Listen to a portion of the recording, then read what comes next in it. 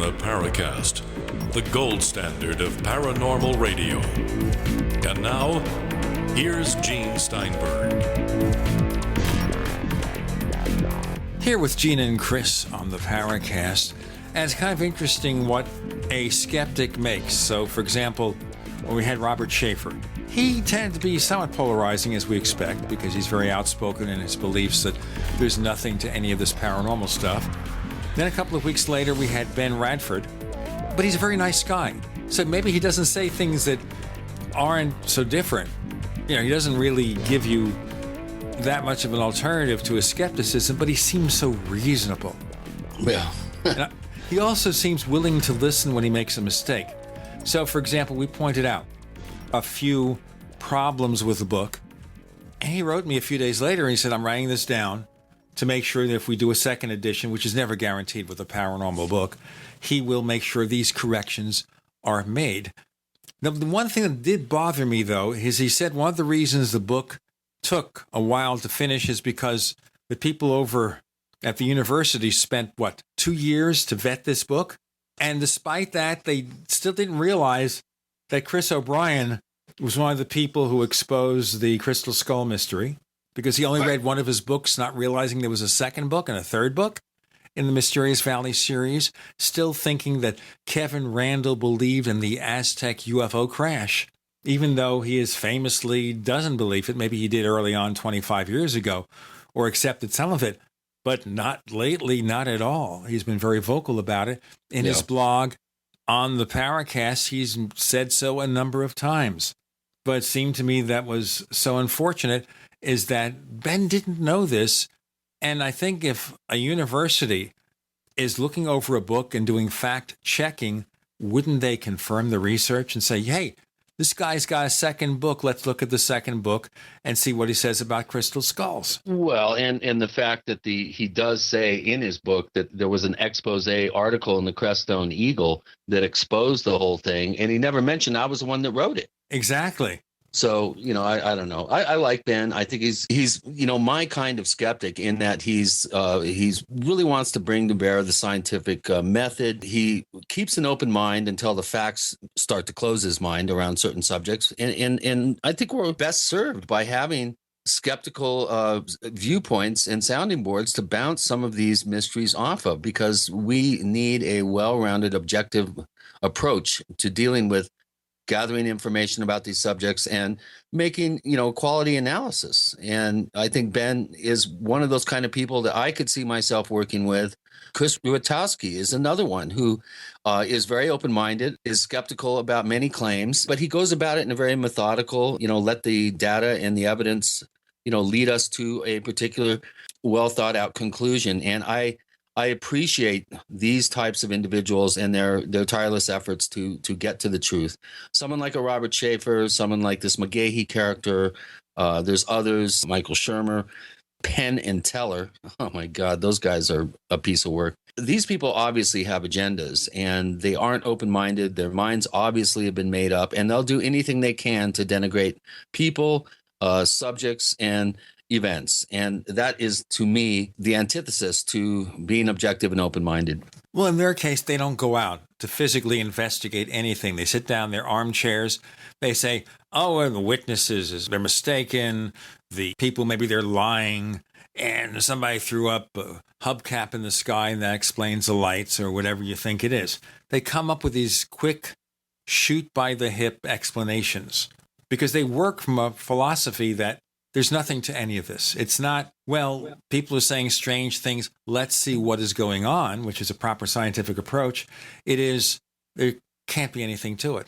Yeah, these things cannot happen because these things are not real. So if they're not real, they can't happen. Case closed. My mind's made up before I even look at anywhere below the surface facts. They just do not bother doing that. Someone like Chris Ruatowski and Ben Radford, and there are others out there, I think, that really do have open minds, but they're willing to put the time in to do the extra amount of legwork and digging it takes to come up with an informed decision about something. And we need the skeptics because there's too much acceptance of things in the UFO field. And by that, we don't make ourselves credible when we say, well, there's something to the mystery, but you have all this garbage that's going out there. And if you allow that garbage to take hold, as it has over the years, mainstream scientists are less apt to look at it. If you say, look, we've got something strange, it seems to be metallic, it seems to exhibit advanced maneuverability, there are all sorts of strange aspects to the mystery we have to explore. Let's find out what it is. Instead, oh, it must be spaceships. Let's demonstrate in front of the White House or send a petition and demand a disclosure. That's what we have to do, demand disclosure. Let's not investigate anything. Let's rely on someone else to disclose it for us. That way we don't have to work. They know the answers. Tell us, are we really reverse engineering alien technology to do every technological achievement in aviation since 1947? Yeah, that's a really good question for today's guest. Oh, yes. This is how we segue to who we have. Now, this guy is what I would call the really, really fascinating character in the field, one of the more fascinating characters with a background that you'd almost think he's a disinformation agent if you look at what he does. Well, if you look at his work history and his association with the National Institute for Discovery Sciences, Robert Bigelow's NIDS organization, he just seems to crop up in some of the most interesting places. And, over the years, I've not really gotten a chance to get to know Colonel Alexander, who is a doctor of thanatology, I believe. He's been studying the near-death experience phenomenon for decades. Elizabeth Kubler-Ross, one of the pioneers in that field, was his dissertation advisor. And I really have gotten to know John a little bit in the last 5 or so years. And the more I get to know him, the more impressed I am with his open-mindedness, his candor. I think there are some things that he's not able to talk about. I think anything he is able to talk about, he's willing to talk about. So I think with a little bit of digging, we might be able to find out some pretty interesting stuff, especially his worldwide journeys around the globe, looking into indigenous cultures and their shamanic traditions. This is a fascinating subject. One of my real, the things that I'm really intrigued about is the link between the primitive and the ancient and the high tech, that there's some sort of connection there. And I think Dr. John Alexander is one of those few people positioned and willing to go and do the field work and find out the facts about these traditions. And I think he's in a very interesting position where he might be able to be a bridge between the ancient, the primordial, and the modern and the high tech. And because of his wide range of interests and studies, we have a huge number of questions over at forum.theparacast.com. Really large number of questions. It's going to be one of the situations where we've got a lot to talk about, especially his travels over the past year. This guy just keeps going, even more active than the Energizer Bunny. I'll tell you, this guy keeps going. Someone his age swimming with humpback whales, you got to hand it to him in the open ocean, no less. How old is he? He's got to be pushing 80. I'm sure he's in his mid to late 70s. I'd be surprised if he wasn't. Well, lately we've seen how these older people are really doing lots of stuff, and don't mention my name, but these people are really older, like Stanton Friedman's over 80, and Don Berliner, who was one of the best recent guests we had, is 84, and they just kept going. People live a lot longer. Of course, even Joan Rivers was 81, and I guess the only reason she died because she had a full work schedule is because something went wrong in a minor surgical procedure. It almost makes you afraid to go to the doctor and let them do anything that'll knock you out, because what happens there? Anyway, we've got Dr. John Alexander, an amazing breadth of interest and coverage coming up on the show. And by the way, don't forget that we have that free copy of Secrets of the Mysterious Valley to send to you. If you subscribe to the Paracast newsletter, go to theparacast.com, theparacast.com. Sign up, join the thousands who've gotten their copies. With Gene and Chris, you're in the Paracast. First came Attack of the Rockoids, and it was a critically acclaimed success. And now there's The Coming of the Protectors. A former military intelligence man is contacted by a space woman in a dream that turns out to be a nightmare because evil forces on our distant planet are planning to conquer the Earth. This is gripping science fiction of the classic kind. Attack of the Rockoids and The Coming of the Protectors. Find out more at rockoids.com. That's Rockoids, ROCKOIDS.com. So here's what happened. I was placing an order online. The site went down. It took hours before it returned, but I'd already placed the order with another company. If your site goes down, you could lose business. And if you have a business or personal site, you'll want to know it's easy to run and it will stay online. At iWeb, your site is hosted on one of the most reliable networks in the world. Talk to a sales rep at iWeb.com. Use the promo code TechNightOwl for a special discount. Have you ever felt like the United States government knows way too much about your financial affairs? I continue to hear stories about property seizures, frozen bank accounts, confiscation of stocks and bonds. It makes me wonder if the U.S. citizen will ever again have the right to life, liberty, and the pursuit of happiness. Unfortunately, with the Drug and Money Laundering Act, the IRS Revenue Ruling 6045 of 1984, and the Trading with the Enemy Act and Franklin D. Roosevelt's Executive Order of 1933, some precious metal holdings are subject to government intervention. For this reason, Midas Resources has prepared a report explaining the boundaries of trading precious metals privately. Whether if you have any intention of trading with Midas Resources or not, I have instructed my representatives to give this report out free. Call for your free copy at 1-800-686-2237. When investing, always proceed with caution. Again, call 1-800-686-2237. Exercise your legal right to trade metals privately. 1-800-686-2237.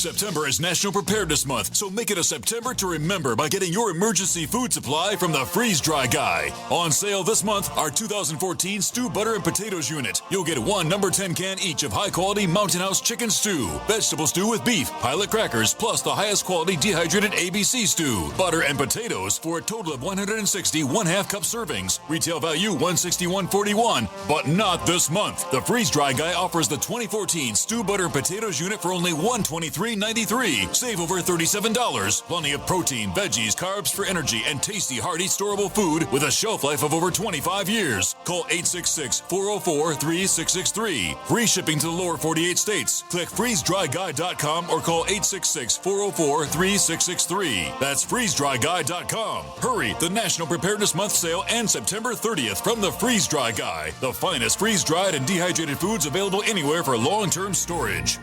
Ouch! My back is out again. Hi, Dr. Ortman with Wellspring Spinal Care. If you're experiencing neck, mid, or lower back pain, this information is for you. One of the complaints that I hear is patients receive their typical adjustment, only having to repeat them as the pain returns. Putting the bones back in place is only half of the battle. At Wellspring Spinal Care, we have the entire solution. We use the NUCA approach, utilizing three-dimensional x-rays and gentle touch technology to deliver specific correction. We then design a custom nutritional supplement program which provides essential nutrients targeting the areas of concern. With a NUCA approach and proper nutrition, you'll be on your way to a faster and more permanent recovery. To get you on the road to wellness, visit drortman.com. That's drortman.com. Or call us today, 952-303-9124. That's 952-303-9124. Wellspring Spinal Care, chiropractic done right. We'd like to hear from you. If you have a comment or question about the Paracast, send it to news@theparacast.com. That's news@theparacast.com. And don't forget to visit our famous Paracast community forums at forum.theparacast.com. Now, of course, I was saying to Dr. John Alexander before we started, are you ready to rock and roll? And he said, lock and load. I was thinking, well, of course, he's in Nevada, which is kind of like gun country, isn't it? It is pretty much like Arizona, though. Yeah, well, we don't want to talk about that. Okay. You know, I wondered about that. I don't think about it too long because I have never played with guns. I grew up in New York City. I'm not a gun person. And I think I'm in gun central here. You are. To be true, yep. So, John, we had a record-breaking amounts of rainfall here this past week in Arizona, and I heard that Las Vegas and parts of Eastern California really got hit hard. Did you guys get a lot of rain there? I heard 15 was closed for a while. Well, I'm not sure if it's even open yet, but just north Really? of us, the Moapa Valley, yeah, as of yesterday, you had to detour up there. They took significant damage for about 15 miles of I-15. My goodness. Wow. Well, we broke a record that has been a long-standing record from 1932, I think, someone mentioned. Let's hope that California, your neighbor there to the west, rather, gets some relief from the drought that they're experiencing, and that Lake Mead gets some water, because we all know how important that is to Las Vegas, where you live. And let's just hope that we're seeing a break in this really bad drought that the Southwest is experiencing. Yeah, well, we're, a severe drought, not just drought. And the lake has been at all-time lows, and it controls water for several states. It's not just Nevada. The climate is changing. What do you say to people? And this obviously opens the huge can of worms, Dr. Alexander. What do you say to people who claim that there is no truth to the claim of climate change, especially man-made or human-made or caused climate change? Yeah, well, they're just not following the data at all. I mean, it's been pretty clear for quite a while that there are changes that are occurring. It's not just warming, and you can't just look at a single trend, but when you follow the trends over a decade or more, you see steady increases. You see the melting of the poles.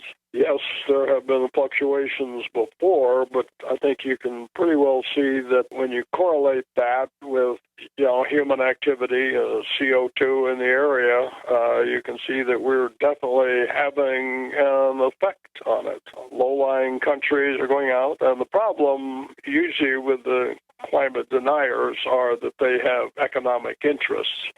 For instance, real estate that's in low-lying areas that they don't want to see depreciate. Well, certainly if you're in real estate and you're selling all these beachfront properties, you don't want to lose your market. Right.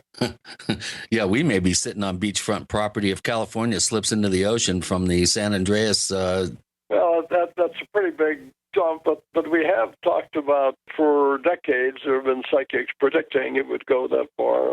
I'm not sure I'd be selling my land and moving to the mountains just yet. But the amount of stuff that we're looking at, low-lying countries around the world, for the massive amount of the population is, that's where the huge problem lies, is that you're going to have migrations in hundreds of millions of people going to have to move.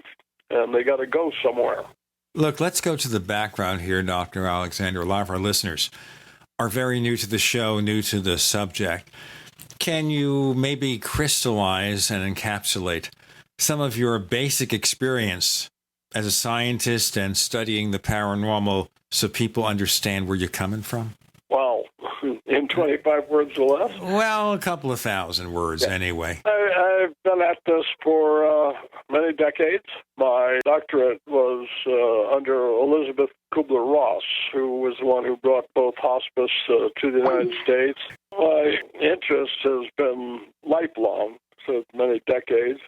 UFOs, for instance, I had heard of them in 1947, was interested in following the developments there. Just have been involved in a host of different phenomena. As I was mentioning, when I completed my doctorate, Elizabeth Kubler-Ross, who is the one who brought both hospice to the United States and with Ray Moody, coined the whole near-death experience area. She was the head of my committee, and we did work on her workshop, Life, Death, and Transition, seeing how people expand. And since then, and particularly since my second retirement, we have just traveled the world, interacted with shamans. You were just talking about, we are literally just a little over a week ago back from Tonga, and diving with whales in the open ocean in their own environment, which is quite exhilarating. Boy, I'll say that. I'm so jealous. Boy, that's one of my bucket list items is to swim with dolphins, and then if I had the guts to swim with full-size whales. But before we get to that, and we will, and I'm so fascinated with what little that I know of your trips around the world, visiting, more primitive cultures and looking at the shamanic traditions. Going back to your studies of near-death experience with Elizabeth Kubler-Ross and your lifelong interest in thanatology, I think would be the term. How does that dovetail to having you as one of the lead persons overseeing the development of non-lethal weapons? Do you need a real full understanding of death before you can start to look at development of weapons that won't kill people? How did that connection ever get made?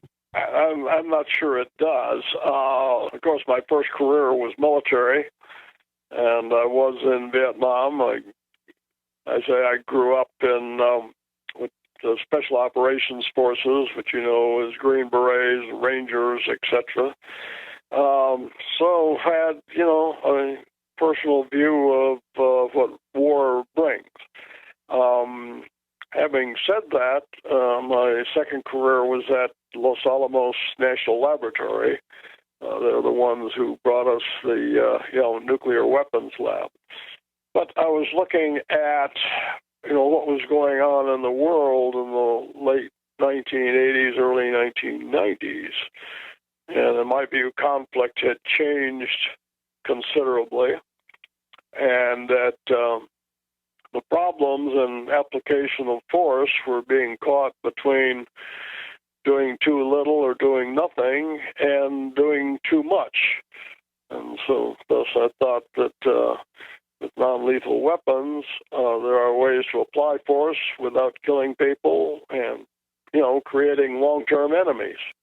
And don't forget to go to theparacast.com to get a free copy of Chris O'Brien's Secrets of the Mysterious Valley by signing up for our newsletter. We're going to have to take a break here, John, but when we come back, I want to dive in a little bit on this subject because it's fascinating to me based on some of the revelations that have come out recently about some of our weapon systems. You're in the Paracast.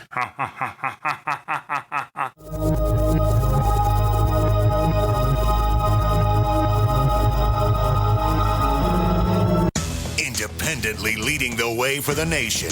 Compelling talk for every political persuasion. We are GCN. Is there a secret UFO agenda? Do strange creatures from the darkest corners of the mind roam the earth? Is there evidence for mind control, time travel, or devious government conspiracies? Find out the inside scoop on the latest conspiracies, paranormal activity, and Fortean phenomena when you subscribe to Tim Beckley's Conspiracy Journal. It's jam-packed with stories, special book and DVD promotions, and the best news, it's absolutely free, sent right to your mailbox. Plus, a bonus free email newsletter sent out every Friday. Simply send an email with your name and address to Mr. UFO at webtv.net. That's Mr. UFO at webtv.net. Find out what they don't want you to know.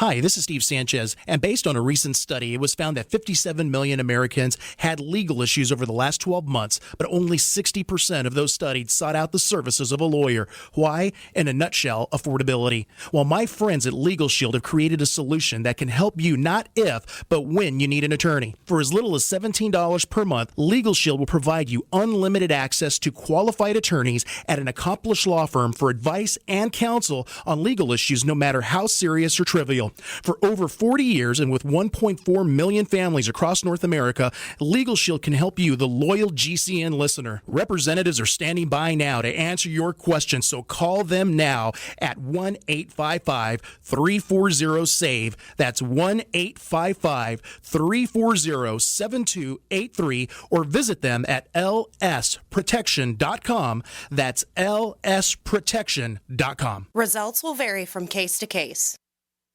If you need to say happy birthday, happy anniversary, thank you, or simply I'm thinking of you, ProFlowers.com is the key. ProFlowers has stunning bouquets, like the best-selling 100 blooms for $19.99. Plus, ProFlowers will include a glass vase for free. Sending someone a wonderful surprise of beautiful flowers sent fresh from the fields is easy. Choose the bouquet you like, pick the delivery date, and each order is 100% guaranteed. Plus, all bouquets from ProFlowers are guaranteed to last at least 7 full days. Beautiful, fragrant flowers, picked fresh and sent to your loved one for lasting enjoyment. To get this incredible savings and send someone 100 gorgeous blooms with a free vase for $19.99, go to proflowers.com, click the blue microphone in the top right corner, and enter code PLOW. That's proflowers.com. Click the mic and enter code PLOW. Does advertising on the Genesis Communications radio network actually bring positive results? Let's ask Thomas Baldrick from Freeze Dry Guy. And do the GCN listeners let you know they heard your ad? Customers do let us know they've heard Freeze Dry Guy ads on GCN. They seem to be very loyal listeners to GCN, and they stay with those shows, and subsequently they stay with our business too. Looking for positive results? Contact Lee Wickenhauser at 877-996-4327, extension 107. This is Dan Pilla. Do you owe the IRS money you can't pay? Are tax debts crippling you? I've defended people from the IRS for over 30 years. I've helped thousands, and I can help you too. I wrote the book on IRS settlement, and I'm telling you, there's no such thing as a hopeless case. Call 800-34-NO-TAX to finally get free of IRS debt. With the IRS's new programs, there's never been a better time to solve your problem. Call 800-34-NO-TAX. That's 800-34-NO-TAX, or my website, danpilla.com. This is Jerome Clark, author of the UFO Encyclopedia and other books. You're listening to the Paracast.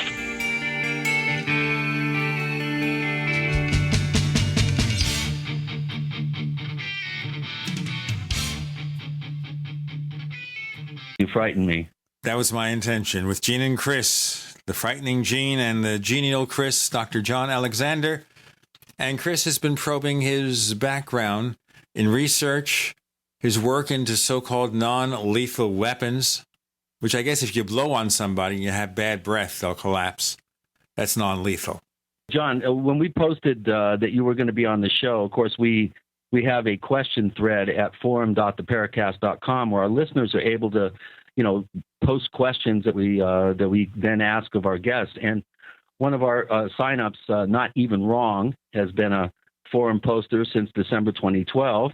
And his first question is, what were some of the more effective non-lethal weapon systems that you designed or that you've seen? Well, they run a broad spectrum, which has been one of the problems in even discussing it, because we talk about the simple systems such as you see in law enforcement and personal protection, like pepper spray, tasers, rubber bullets, etc., all the way on the high end where we were talking about strategic incapacitation. Strategic incapacitation? Yeah.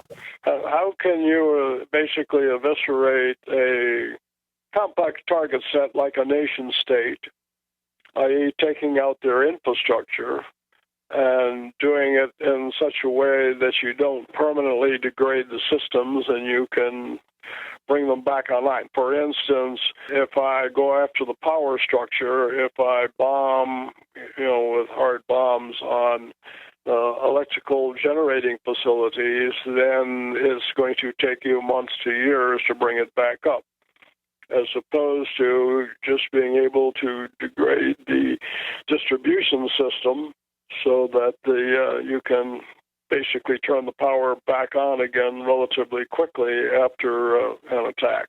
Let me just ask you something here. We talk about something like tasers as non-lethal, but sometimes they are. Absolutely non-lethal. But people have been known to die from them.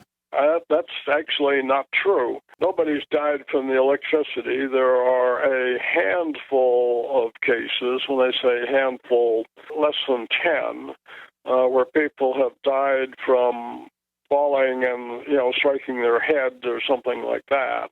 There have been about 3 million of us who have been exposed to taser in training or voluntarily with 0 deaths. So most of the people who have died, they have died after tasers, but they died after breakfast as well. So what's missing is the corollary relationship, and this is greatly exaggerated, certainly in the press.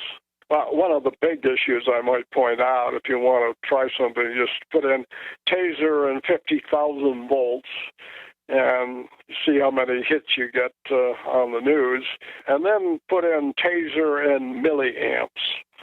And the point here is how many volts is totally irrelevant, and we can discuss that, but it's amperage that kills you. And the amperage in taser is down like a Christmas tree light bulb. Well, I didn't realize that. Yeah, well, most people don't, and 50,000 sounds like a big number. But you may remember possibly when you were in school, a lot of people saw this, is when they would take a girl with long hair, have her sit on a Tesla coil and turn it on, and the hair stands out. Right. You may have seen the experiment. That's usually at least 250,000 volts, 5 times the voltage of taser, and yet there's absolutely no ill effects. Because of the lack of amperage. Correct. Well, we're dealing with some pretty interesting potential scenarios for developing electrical systems, and Not Even Wrong has a follow-up question, and he's wondering if we have the technology to create hallucinations, like a visual or auditory, using some sort of wireless source in the field.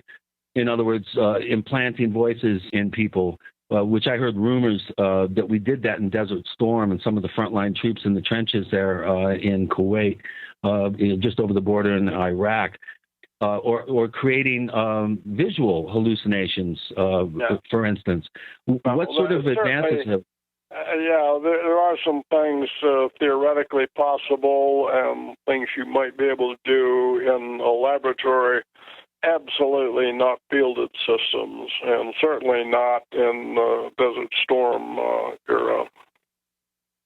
I saw lots and lots of the things.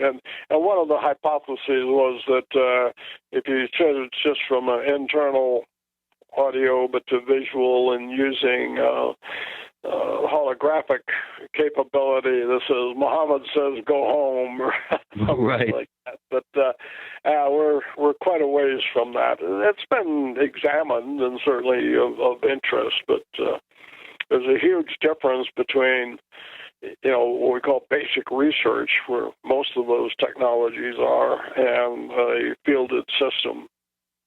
Now, let's just look more into any of this. And that is, do you think since we're talking about non-lethal weapons, I want to bring it down to earth a bit because, all right, we have the rubber bullets and we have the tasers. Do you think the fact that we've kind of militarized the police in this country is hurting? Of course, we have these high-profile cases where somebody who supposedly is unarmed gets shot and killed. But if they had, rubber bullets and tasers and stuff like that, would that even happen? And, of course, we should remember that the episode in Ferguson, Missouri is, as of this date, as of the time you hear the show, still very, very much unsettled.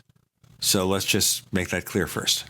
I mean, in Great Britain, police don't use guns very much, do they? Well, the UK is increasingly arming their folks, particularly as terrorist threat is increasing. If we're talking about Ferguson, let's distinguish between unarmed and dangerous. We're talking somebody 6'4", 300 pounds, which in my view for most of us would be potentially dangerous. Now, obviously, the jury's still out on that one, but the facts are certainly not adding up. The problem that you're getting at more directly is having the right weapon at the right place at the right time.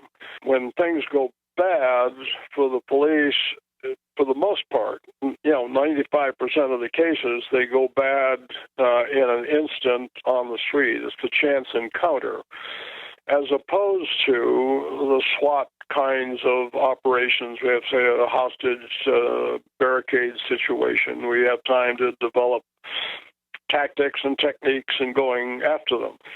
But now something like, I think it's 17,000 law enforcement agencies around the world are now manning everybody with taser.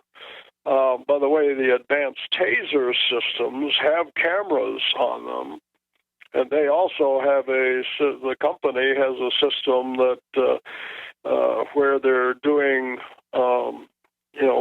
videotaping everything that's going on a recycled basis.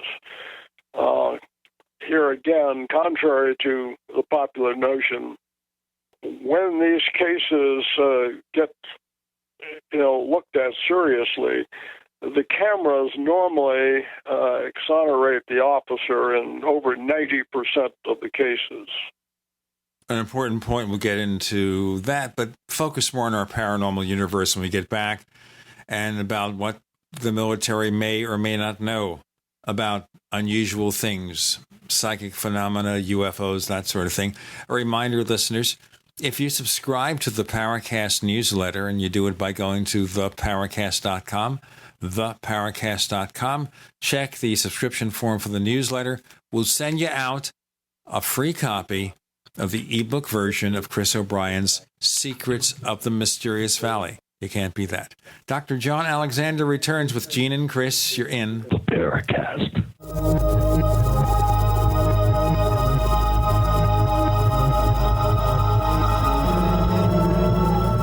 You're listening to GCN, proudly sponsored by UnseenNow.com. Lock down your digital life at UnseenNow.com. This is GCN. Attack of the Rockoids has been well received by critics and readers alike. It's a thrill-a-minute story you'll never forget.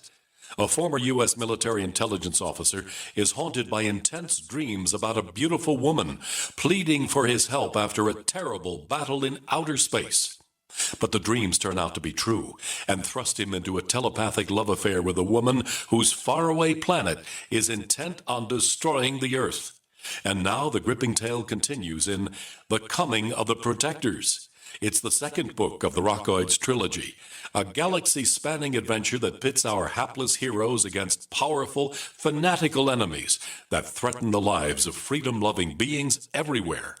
Attack of the Rockoids and The Coming of the Protectors, classic science fiction at its best, available now. For more details, visit rockoids.com.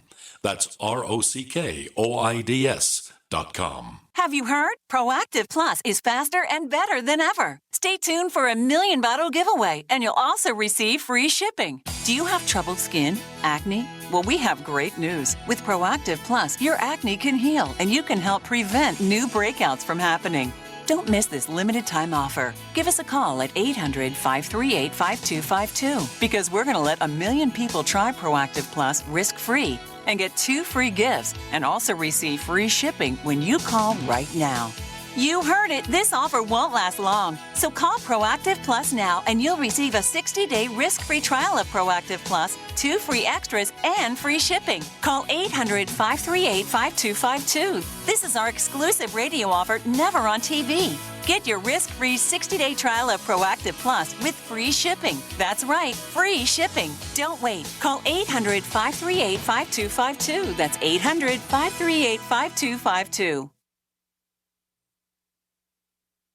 Summertime is save big time at Herbal Healer Academy. Long-term customers know summer is the time to stock up at herbalhealer.com. And for new customers, welcome to the web's best place to save on vitamins, minerals, and more. Log on for summer specials including all sizes of colloidal silver, colloidal minerals, and intestinal freedom on sale. Choose from Herbal Healer's great variety of weight loss products like apple cider vinegar, Hoodia, and Metabolic Complex and Pro-Metabolic, all on sale now. Also, the anti-parasite intestinal freedom and Wormwood Plus Complex, plus stevia liquid sweetener and the super enzymes, all on sale for summer at herbalhealer.com.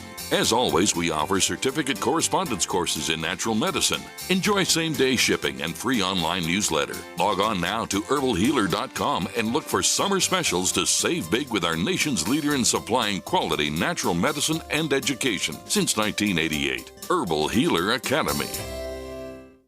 At 30dayfoodsupply.com, you can now purchase a one-of-a-kind product not available anywhere else. A meatless burger dry mix in 4 delicious flavors. With our new Oregon Trail Foods vegan burgers, all you do is add water and fry. They need no refrigeration. They're packaged in Mylar bags with an oxygen absorber for a long shelf life. They're non-GMO. They're gluten, soy, nut, and chemical-free, but they're loaded with flavor. And a good source of carbs and protein, yet low in sodium. Flavors include Italian, spicy Mexican, 6 vegetable, and black bean olive. Go to 30dayfoodsupply.com or call 541-229-0010 and order today. Eat them every day, take them camping, or save them for an emergency. Check them out at 30dayfoodsupply.com and click on the vegan burger icon. That's 30dayfoodsupply.com, where all of our products are produced in Oregon by Oregon Trail Foods. 30dayfoodsupply.com.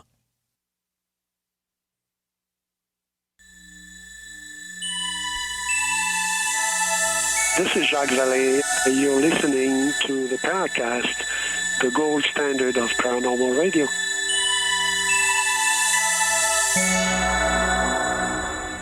With Gene and Chris on the Paracast, we're talking to Dr. John Alexander, who's been there and done that in so many different ways. It's just amazing. Chris? You know, we're taping this on the 13th year anniversary of 9/11, and in these intervening 13 years, John, we have seen a dramatic, almost breathtaking militarization of our police forces in this country. Where do you come down on this? What I might mention, I assume you're putting on my website, but 4 years ago, I did a monograph. I was a senior fellow for the Joint Special Operations University and wrote one called Convergence, looking at how Special Operations Forces and SWAT in particular were converging, seeing the missions converge. Now, this is a very complex issue. Saw a report yesterday from the Pentagon, and right now Congress has been saying, let's stop transitioning military equipment.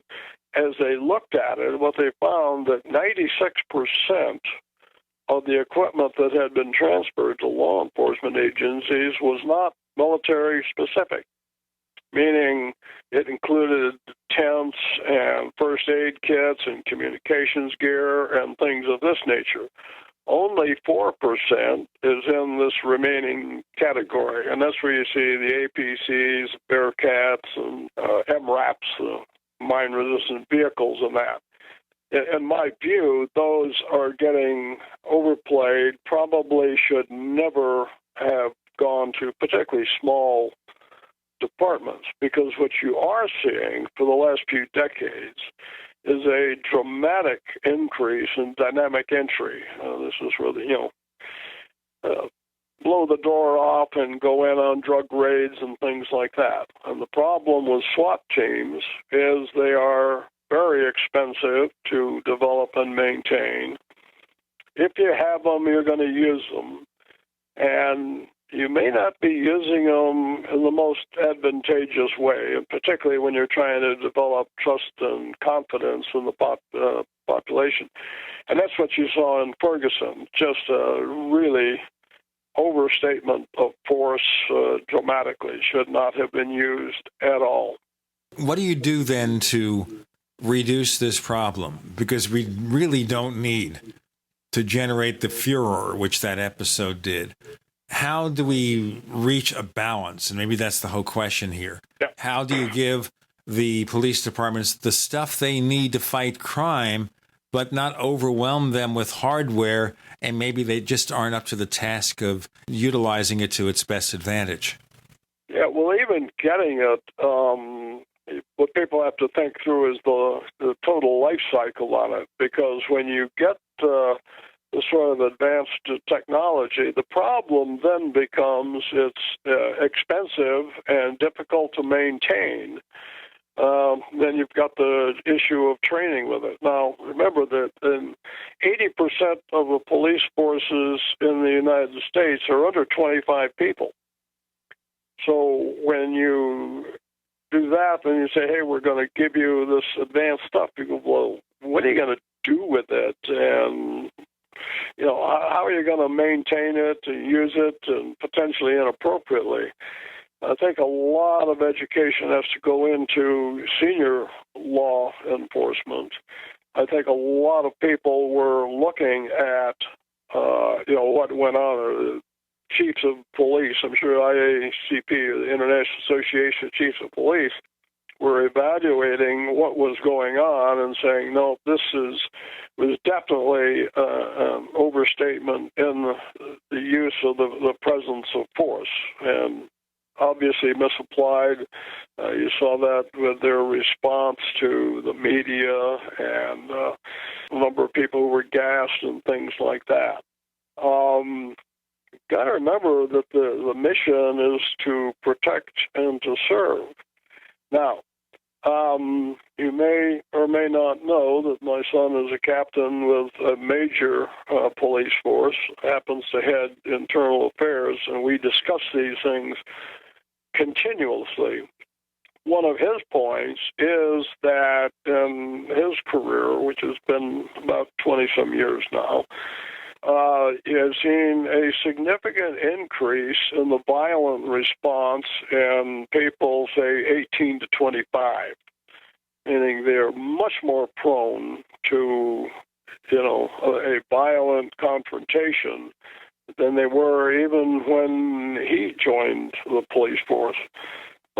We can discuss the video game aspect of it, or the media's wanting PG violence and murder. Do you think the media has something to do with that in the way that this culture glorifies violence? If you go and watch the TV shows, what amazes me is the incongruence.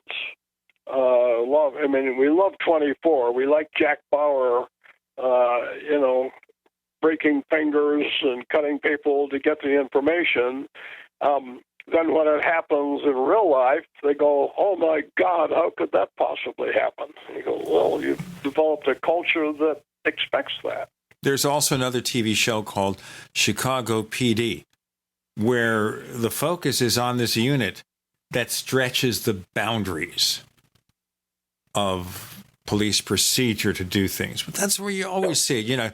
You see them going to the perp or suspected perp and knocking their heads into the wall or on the table and stuff that, if it happened in the real world, there'd be lawsuits and everything else. Listen, let's move away from this.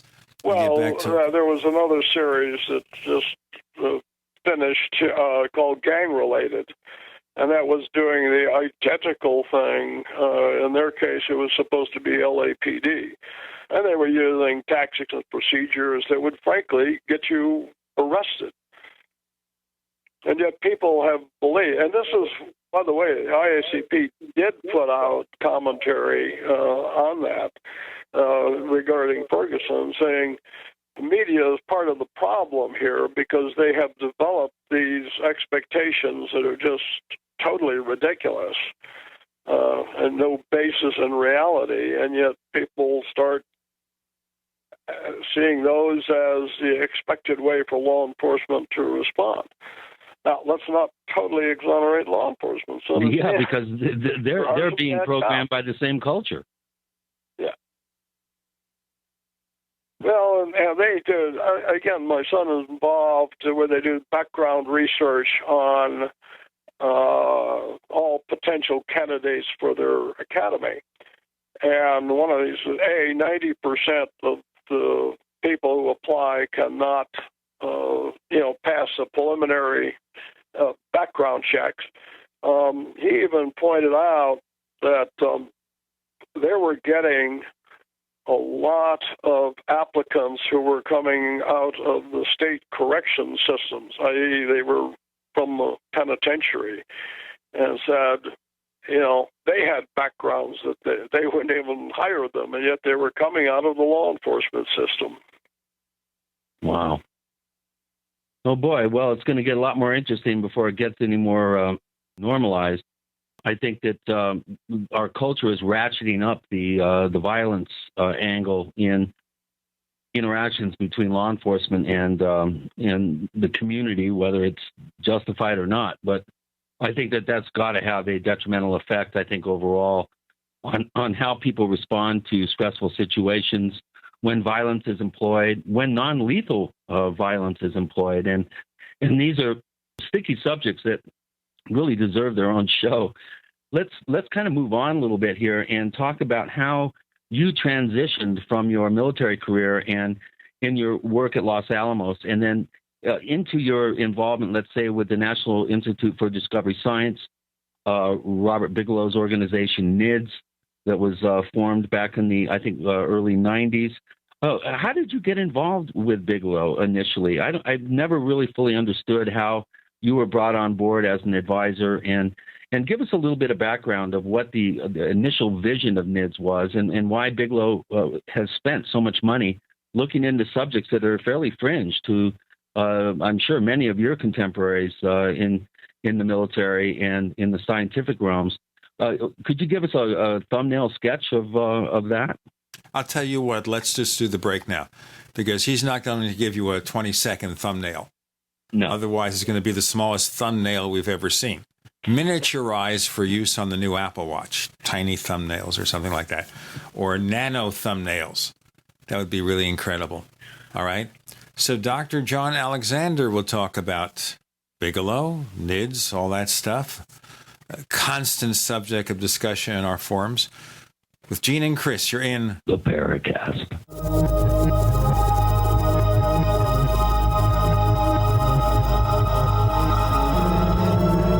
Great minds think alike. The network for the independent-minded. The Genesis Communications Network. GCN. How many good people procrastinate? When was the last time you updated your last will and testament, your living will, and your healthcare power of attorney? If you could get these documents included with your Legal Shield membership for no additional charge, wouldn't it just make sense to have the peace of mind of owning a Legal Shield membership? Worry less and live more with lsprotection.com. That's lsprotection.com, or call 855-340-SAVE. That's 855-340-7283. Results will vary from case to case. Hi, this is Ted Anderson. Have you ever wondered why banks, stockbrokers, investment advisors won't talk about gold IRAs? They've been available since 1986, yet the financial industry won't recognize the value of gold for your retirement. Gold has outperformed paper investments, yet no word about IRAs. If you would like to have gold for your retirement, call 800-686-2237. Don't get left behind by rising inflation and low returns. Call 800-686-2237. Secure your future and call 1-800-686-2237. The human body is extraordinary. Despite all the stresses we inflict upon it, it still works hard to stay in balance. Thousands upon thousands of people rely upon Heart and Body Extract to help their body stay balanced. This excellent 100% natural herbal formula helps maintain healthy blood pressure levels, cleans arteries, promotes good circulation, balances cholesterol, and more. HB Extract, paired with healthy lifestyle choices like good nutrition and exercise, can give you a life free of pain, sickness, and fear. Recapture your youthful vitality and experience your body healing itself with the aid of HB Extract. It's extremely effective and it starts working in just days. Visit hbextract.com to learn more and to read scores of testimonials from satisfied customers. And we've never increased our price in over 10 years. That makes Heart and Body Extract as great a value now as it was the first day we sold it. A healthy heart is a happy heart. Call 866-295-5305 or go to hbextract.com.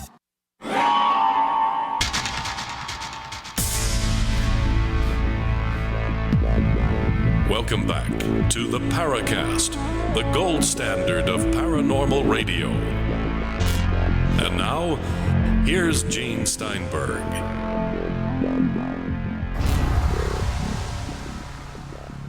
The question from Chris O'Brien on the table on the Paracast with Dr. John Alexander. Tell us about your involvement with Bigelow's efforts. Well, it started very unexpectedly. I had seen him once. I did not really know who he was. I got a call one Sunday morning living in Santa Fe saying that he was interested in these unusual topics, and did I have anything of interest? And I said, it's funny you should call today. It was a Sunday morning because in my kitchen at this moment are guys like Hal Puthoff and some others that you probably wouldn't know, and we're here discussing just that.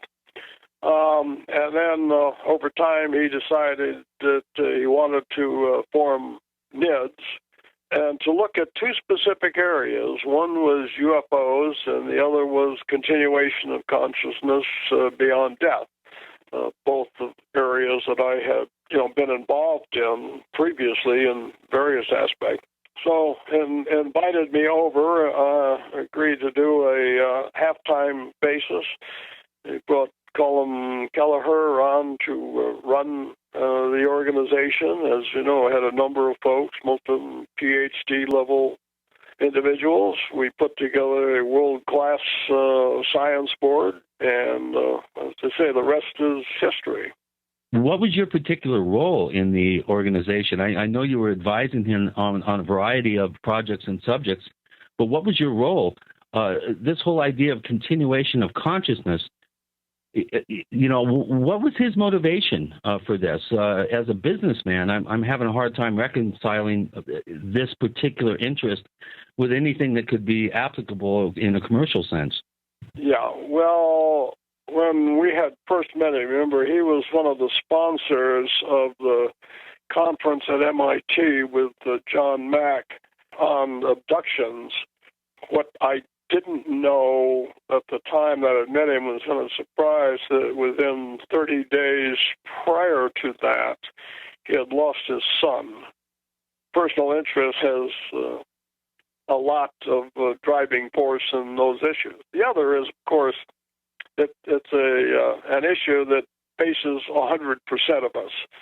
So everybody has some vested interest in the outcome, certainly. We have a question on our forum at forum.theparacast.com that is kind of wondering about that. And this comes from one of our number one posters here at forum.theparacast.com. He's received more likes for his post than he's posted, which is always a good sign in my book. And he's wondering, Colonel, what connections, if any, have you discovered between near-death experiences and other paranormal phenomena, such as poltergeist activity, psi phenomenon, or UFOs? Yeah, I've actually written to this and spoken several times. In my view, one of the big problems we have in all of phenomenology is the tendency to stovepipe, meaning we look at the things you described as if they're individual and have set boundaries.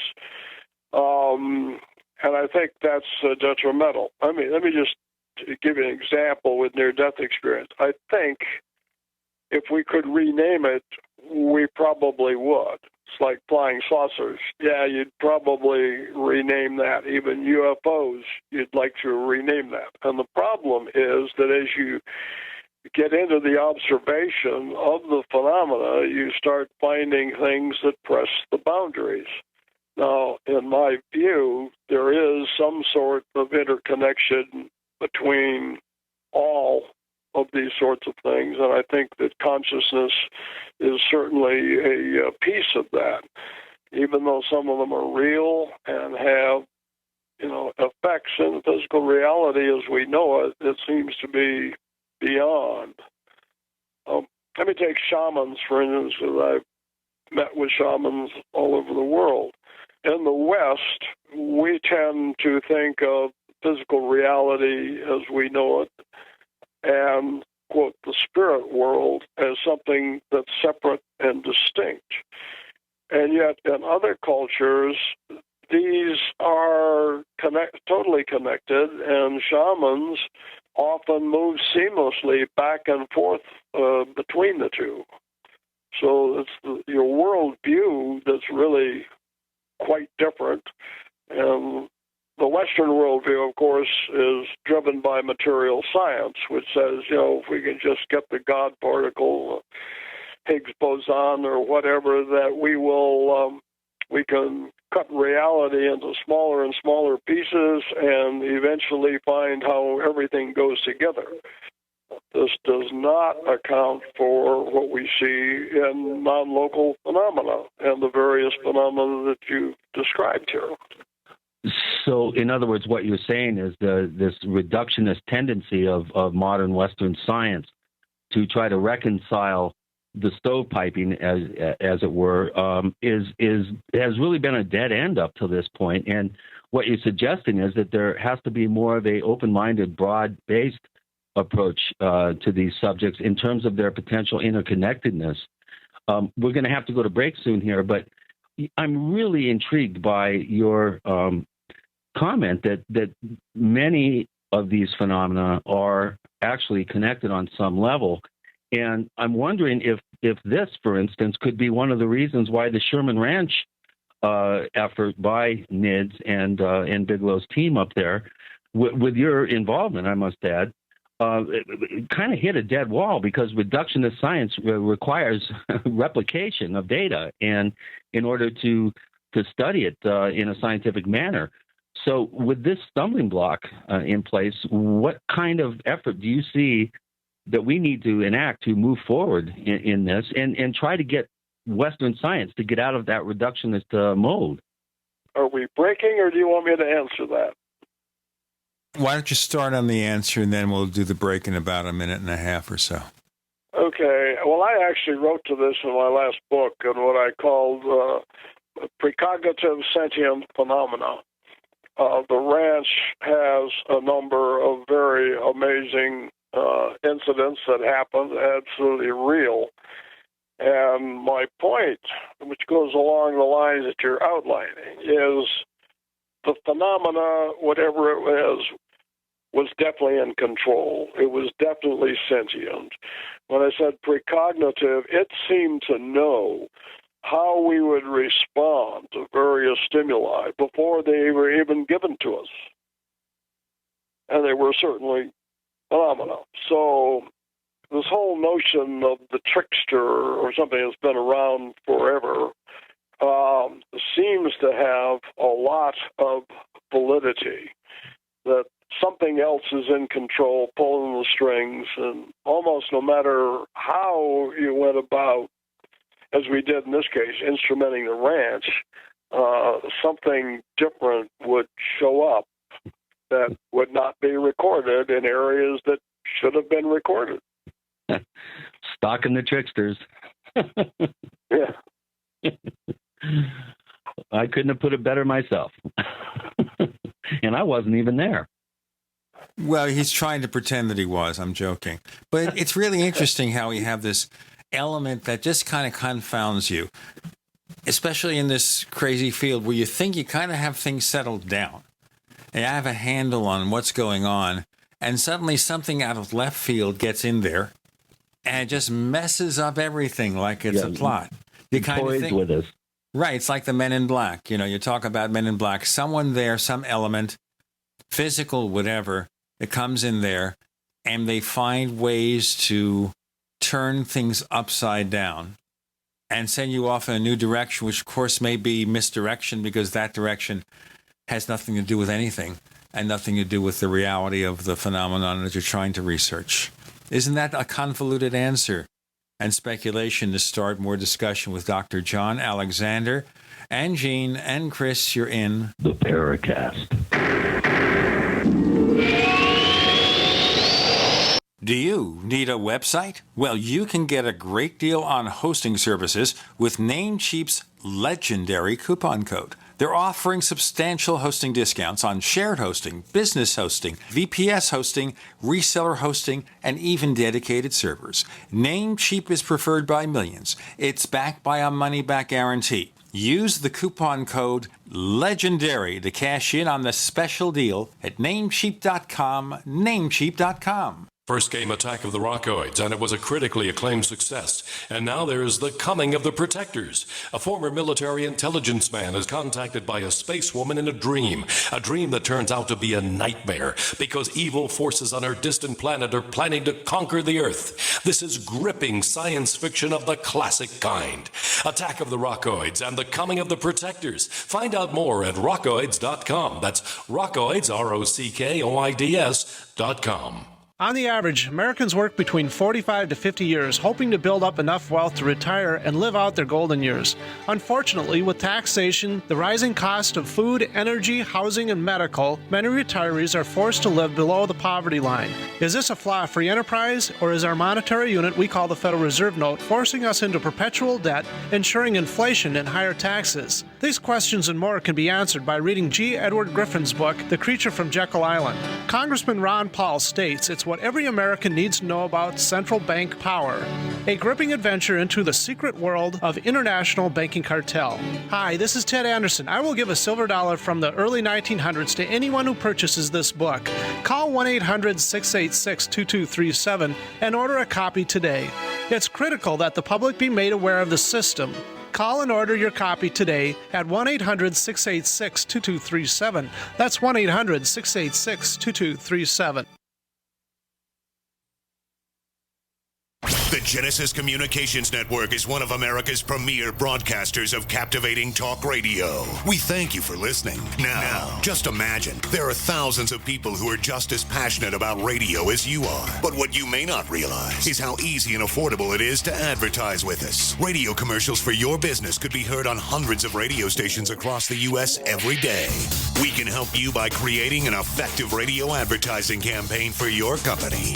From script writing to producing your commercial, just like the one you're listening to right now. No other network provides the level of customer service we do. When it comes to radio advertising, we are your one-stop shop. And no matter how big or small your business is, we can help. Email us at advertise@gcnlive.com, and an experienced advertising executive will help you take the first step towards driving more customers to your business or website. Advertise@gcnlive.com. Easy, affordable, effective. A little over a year ago, I began to do a lot of research into why, even if I had a pretty good-sized meal, that I was still starving. And my research led me to a well-known fact that most of the soils that we grow our crops on here in the United States and across the industrialized world are almost completely depleted of almost all of the key minerals and trace elements that our bodies need to rebuild themselves, fight off cancer, and be healthy. I then searched out the best vitamin and mineral company out there and discovered Youngevity. The Youngevity products are designed to give you the real nutrition you need, and once you've got that, you don't have to eat as much to be satisfied. I've lost 37 pounds in 2 months, simply getting the vitamins and minerals I need. Check it out for yourself. It's incredible. Go to InfoWarsTeam.com today and order your first canister of Beyond Tangy Tangerine Complete Multivitamin Mineral Complex Dietary Supplement. That's InfoWarsTeam.com. We'd like to hear from you. If you have a comment or question about the Paracast, send it to news@theparacast.com. That's news@theparacast.com. And don't forget to visit our famous Paracast community forums at forum.theparacast.com. Let me ask you, Dr. Alexander, when we get into tricksterish kind of elements, is that what brought about things like Men in Black? Well, quite possibly. Remember, the Men in Black stories, like all of these others, vary considerably from real people who, come in and supposedly interrogate people to others where they talk about, how their clothes don't bend or wrinkle, how they look a little strange, how the vehicles go out and are either out of dated or just disappear. So there's a wide range. Let me transition this to the UFO phenomena, because that, I think, is kind of classic here. Because one of the questions I ask is, what do you mean when we say UFO? Because we've got little balls of light to huge craft, more than a mile across in physical reality, and thousands of variations in between. And so the variations are problematic if you go to the extraterrestrial hypothesis. So which UFOs do you want to study? Balls of light, the big ones, the triangles, et cetera, et cetera. And it gets just every time, like I say, you think you got it knocked, all of a sudden you get a different permutation. And that gets back to who or what is controlling the phenomenon. We used to have these 7-year cycles. We used to have the ley lines. We had a book years ago by a French UFO researcher called Flying Saucers and the Straight Line Mystery. But every time you try to put a handle on it, the patterns changed. Right. That's exactly what I think we're discussing. Let me take that one step further. It's one thing to identify the patterning and consistency within the phenomenon. I have found personally from my investigations that as long as I don't publicize these patterns, they tend to supply me with the data that gets me even more worked up and thinking that I'm on the right track. And as soon as I open my mouth, invariably the pattern will go 180 degrees on me. That's kind of what led me in a direction of a tricksterish type energy or mechanism that seemed to be at play here. And it's almost like a thermostat, as Jacques Vallée mentioned in several of his books, that there seems to be an equilibrium that has to be established. And once you get off on a particular tangent, you get data that is diametrically opposed to that tangent, and it seems to re-equalize the equation, if you will. And I'm wondering, how did NIDS reconcile this very perplexing and, I must say, frustrating problem? Well, I don't think we did reconcile it. We got to the point of saying this is reality, and we certainly acknowledge the complexity of the issue. In my book on UFOs, the first line that I wrote is UFOs are real. And I mean things that are sometimes in physical reality. The last paragraph discusses whatever this is, it is more complex than we ever imagined, and maybe more complex than we could imagine. So I think we're, in all of these phenomena, we're at the front end. And people say, well, what is the answer? I don't think there is the answer or a singularity. And I think that we're at the point where we need to get the best and brightest minds and make it possible for them to, study these issues. And I say so without risking your reputation or their career. Yeah, because these are taboo subjects, and until we can get the stigma detached from them, we're not going to be able to get those brightest minds, as you put it, to, in all confidence, be able to devote, their considerable intellects on these questions. And I really think it's important, and that's one thing that I really took away from the interview that you did for the Disclosure Dialogue video, where you said we need to get this stigma off these subjects so that we can apply some of the brightest minds to this conundrum. So how do I would say that the things that we're talking about are at least as complex as AIDS and cancer and that. So if you look at the amount of resources that are applied to those topics and having trouble, you can imagine where we are when we equate that to the study of these various phenomena. We were talking about interconnectedness. Where do you think the connecting points lie between all these various phenomena? We have obviously the whole subject of human awareness and human consciousness, and we also have something that's very tricksterous out there that seems to second guess very effectively and predetermine our responses on various stimuli that we're trying to study. Where do you find those connecting points, and how would you describe them at this point? Well, certainly consciousness is a key issue, and that is that you start seeing things that you expect. You mentioned before how phenomena have morphed as you get more and more involved in it, and it seems to change. One example that I like to use also comes from Jacques Vallée's work, mentioned in the book, but there was an example in the early 20th century, just after the turn of the century. A guy is, I believe, in the state of Washington and drives around, and he said, here was this heptagonal UFO hovering, and I could see every rivet in it. Now, what was interesting about that is at that time, advanced space technology and rivets would have been very advanced. And yet, within 50 years, we would know no way in hell would you use rivets in some kind of extraterrestrial craft.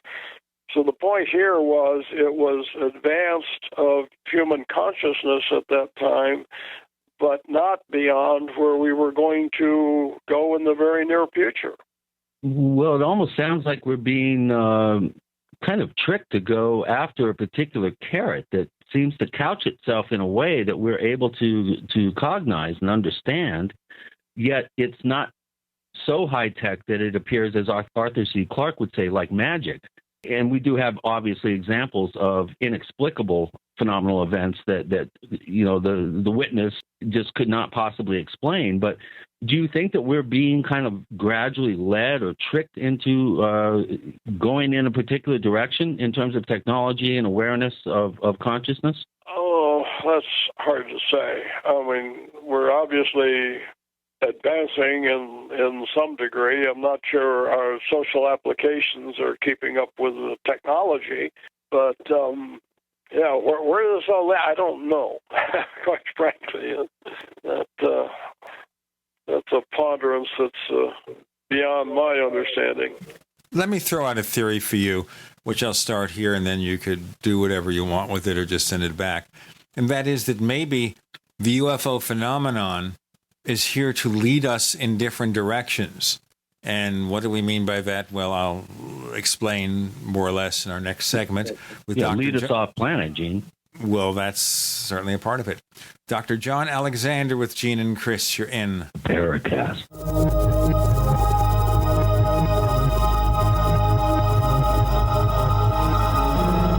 You're listening to GCN, proudly sponsored by UnseenNow.com. Lock down your digital life at UnseenNow.com. This is GCN.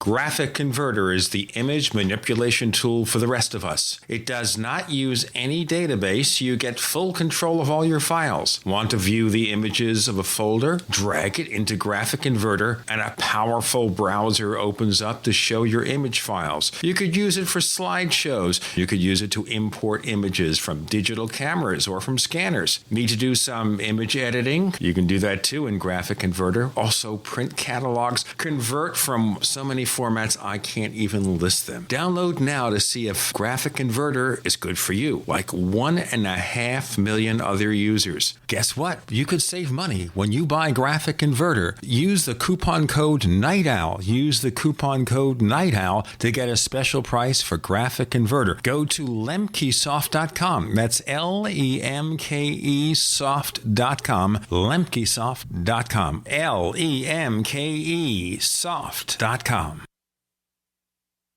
We live in a complicated society. Stressful issues are always popping up. Have you ever been treated unfairly by someone? Have you ever been overcharged for a repair? Have you ever signed a contract or a document? Worried about identity theft? How many times have you been in those unique situations where you just wanted to call an attorney to find out if you're right or wrong, or what your legal rights are? But every time you think about calling an attorney, what do you think about first?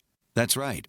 Who do you call, and how much will it cost? Our friends at Legal Shield have found a solution. With a nationwide network of 6,900 attorneys who average 19 years of experience, Legal Shield's law firms take over 40,000 calls per week helping their members. For less than $20 per month, you can have access to Legal Shield on everything from the trivial to the traumatic. Let Legal Shield stand up for your rights at lsprotection.com. That's lsprotection.com. Or call 855-340-SAVE, 855-340-7283. Results will vary from case to case. Summertime is save big time at Herbal Healer Academy. Long-term customers know summer is the time to stock up at herbalhealer.com. And for new customers, welcome to the web's best place to save on vitamins, minerals, and more. Log on for summer specials, including all sizes of colloidal silver, colloidal minerals, and intestinal freedom on sale. Choose from Herbal Healer's great variety of weight loss products like apple cider vinegar, Hoodia, and Metabolic Complex and Pro-Metabolic, all on sale now. Also, the anti-parasite intestinal freedom and Wormwood Plus Complex, plus stevia liquid sweetener and the super enzymes, all on sale for summer at herbalhealer.com. As always, we offer certificate correspondence courses in natural medicine. Enjoy same-day shipping and free online newsletter. Log on now to herbalhealer.com and look for summer specials to save big with our nation's leader in supplying quality natural medicine and education since 1988. Herbal Healer Academy. This alert just came in. This special announcement is for business owners and leaders of organizations who've been waiting for the right time to build. General Steel has made it impossible to wait any longer with rock-bottom prices that could save you thousands. That's right, General Steel, America's leader in pre-engineered structures, is offering buildings at prices you will never see again. Don't miss these prices. A 50 by 100 for $35,000. You heard right, that's 5,000 square feet for $35,000. Manufacturers, if you need a larger building, try a 100 by 100 commercial building for $129,000. You can't afford to rent with these prices. Imagine a 70 by 100-foot church building for under $69,000. With the economy improving and interest rates still at historic lows, you can't afford to wait. So call 866-91-STEEL. Lock in your price now. Call 866-91-STEEL. That's 866-917-8335. This is Leslie Kane, and I'm with the Coalition for Freedom of Information, and you are listening to the Paracast. With Gene and Chris on the Paracast, we're talking about flying saucers being here to make us think, as Ray Palmer said, 50, 60 years ago? I don't recall. Long, long time ago. But the point being here is that the presence of UFOs got us thinking in terms of building spacecraft, in terms of building hovercraft. So, of course, we have all these theories here that some of these developments are all part of reverse engineering the crashed spaceships at Roswell, but maybe the presence of the UFOs and what they do gives us clues to the future. And, of course, Chris mentioned one, which is to bring us off planet. We're being told by the phenomenon we've got to get out there, whether to escape a disaster or just part of our evolution, but also in the meantime, our scientific developments are brought forward by what we observe and what we know about these visitors, who and what they are. Dr. Alexander? Well, another thing that I did address again in the last book briefly is what I call my law of appropriate complexity. That sounds appropriately complex. The law of appropriate complexity. And what I mean by that is that every person on the planet is faced with a series of problems and understandings. And there are simple people who are worried about, where's the next meal coming from, and that's the sort of thing they worried about, all the way up to theoretical physicists dealing on, the Maslow hierarchy of needs and whatnot. But what it appears to me is that as you advance and you get more and more understanding at whatever level you're at, just as you're about to get things figured out and understand everything, all of a sudden you find a whole new order of magnitude of complexity that's presented to you. And again, you follow through that stage, and just as you think you got that one nailed, oops, here comes something, even more complex than what you were dealing with before. As I've said to people who study these phenomena, you open the door, and it's like, wow, this is different. And then you start to figure it out, and then here comes even more and wilder changes. And yet when you try to explain some of these things to people who are back, 3 or 4 iterations, you just get, well, you must be crazy. It doesn't happen. Right. Well, that opens up that axiom. The more you know you don't know. Right.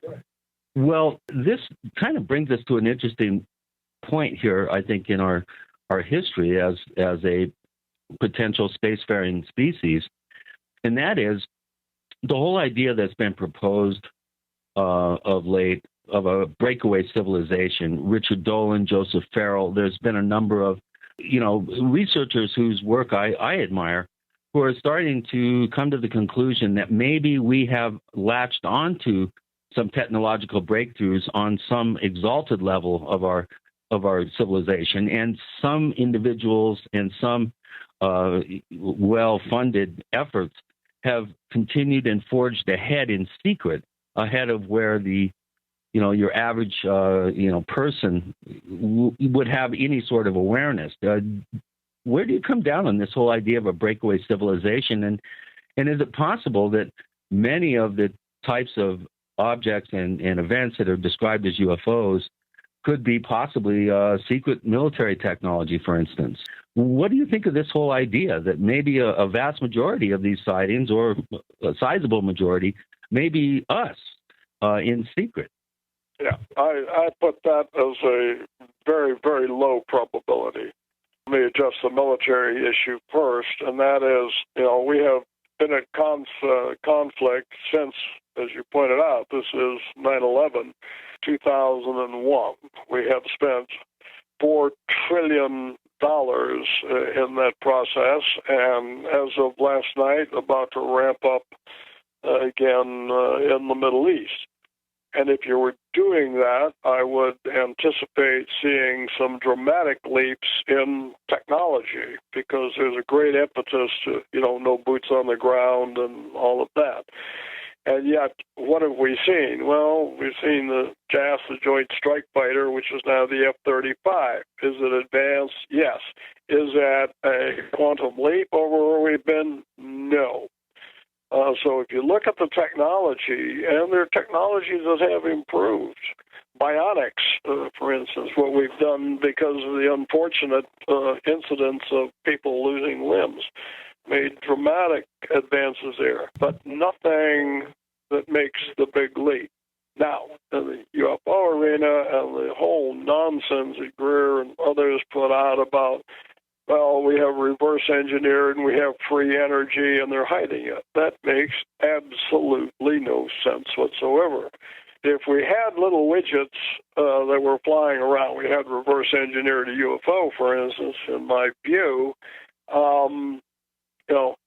it's not about that. It would be about a fundamental different source of energy, which would change geopolitics in the world. This is where I have taken on. Well, it would change the bottom line for the energy companies, that's for sure. Well, I totally disagree. I don't think it would make any difference whatsoever. And here's where you get into global economics. And this is where, the people who own the current energy companies would own the new technology. The money is concentrated in the hands of so few people that the ultra-rich would be the ones involved. They would just go, okay, we're getting the money from a different source. Yeah, you'd have a few people who would probably make money in the process. But overall, the funding of the world is concentrated, as I say, in the 1%.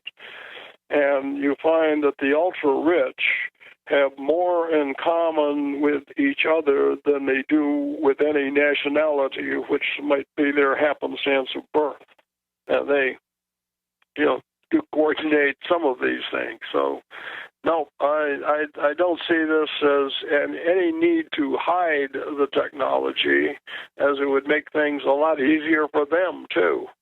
Well, I would counter by saying, if we're the strongest military power on the planet with conventional technology, why reveal your ace in the hole? Because for $4 trillion, people say that have, in my view, no understanding of what is going on in the military today. I get a compendium from the State Department twice a day. I also follow a lot of the websites and what's going on. The military is drawing down. their funds are being cut dramatically. Anything that would give you a significant leg up would have been used by now. I mean, they are literally at wit's end as to what to do in funding of the military and application. Anything that would give you a huge technological advantage would definitely be rolled out. You also have to remember, and we talked before about the development of technology, from the time you get a breakthrough in weapon technology, average time is about 20 years before you field a fielded system. And, 15 years is really moving fast. That's fast tracking it. Yeah. And then it's another 20 years for them to reveal it to the U.S. public or to whomever. No, usually you see it. Depends on what technologies we're talking about. But with huge expenses, most of them are quite visible. Okay, so when we come back, let's talk about the possibility that at least some percentage of UFO sightings could be some sort of exotic psychotronic weapons platforms, whatever, that are not quite, they're in the operational stage, but they haven't been divulged yet. We have Dr. John Alexander joining us. You're here with Gene and with Chris, exploring the unknown and what makes it unknown. You're in the Paracast.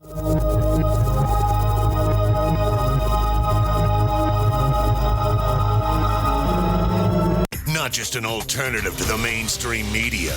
We're the premier independent talk radio network. We are GCN. First came Attack of the Rockoids, and it was a critically acclaimed success. And now there's The Coming of the Protectors. A former military intelligence man is contacted by a space woman in a dream that turns out to be a nightmare because evil forces on our distant planet are planning to conquer the Earth. This is gripping science fiction of the classic kind.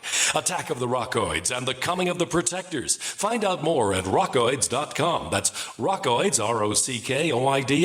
ROCKOIDS.com.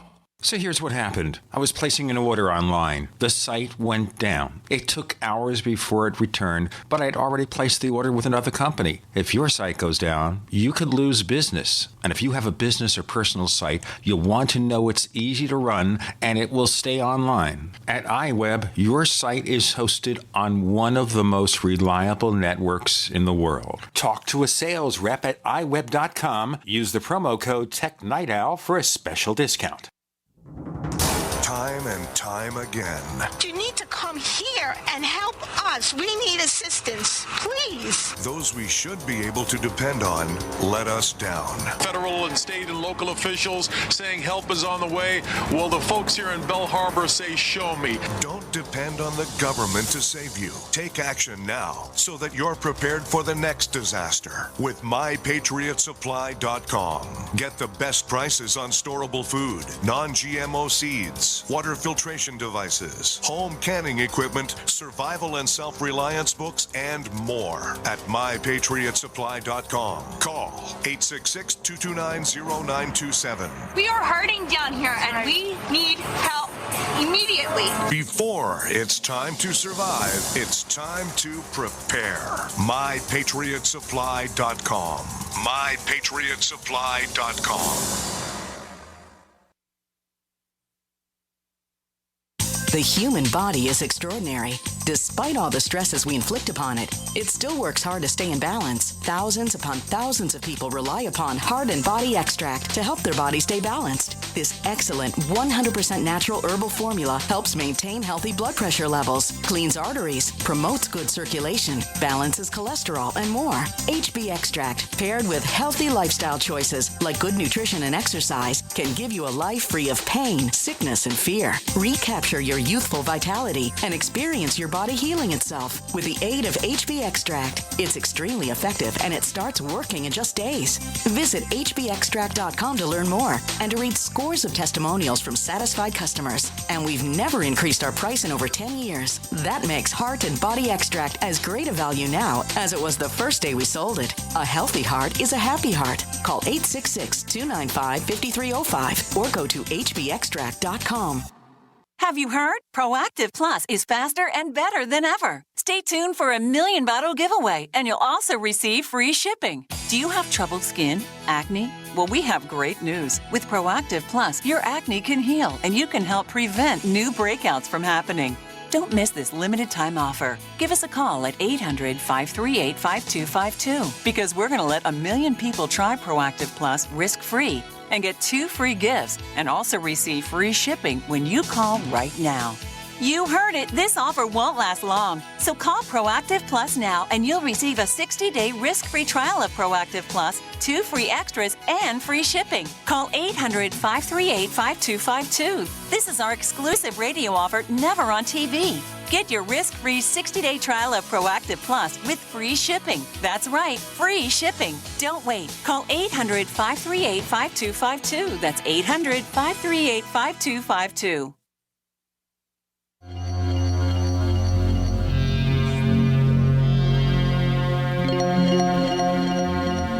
Hi, my name is Richard Dolan. You're listening to the Paracast.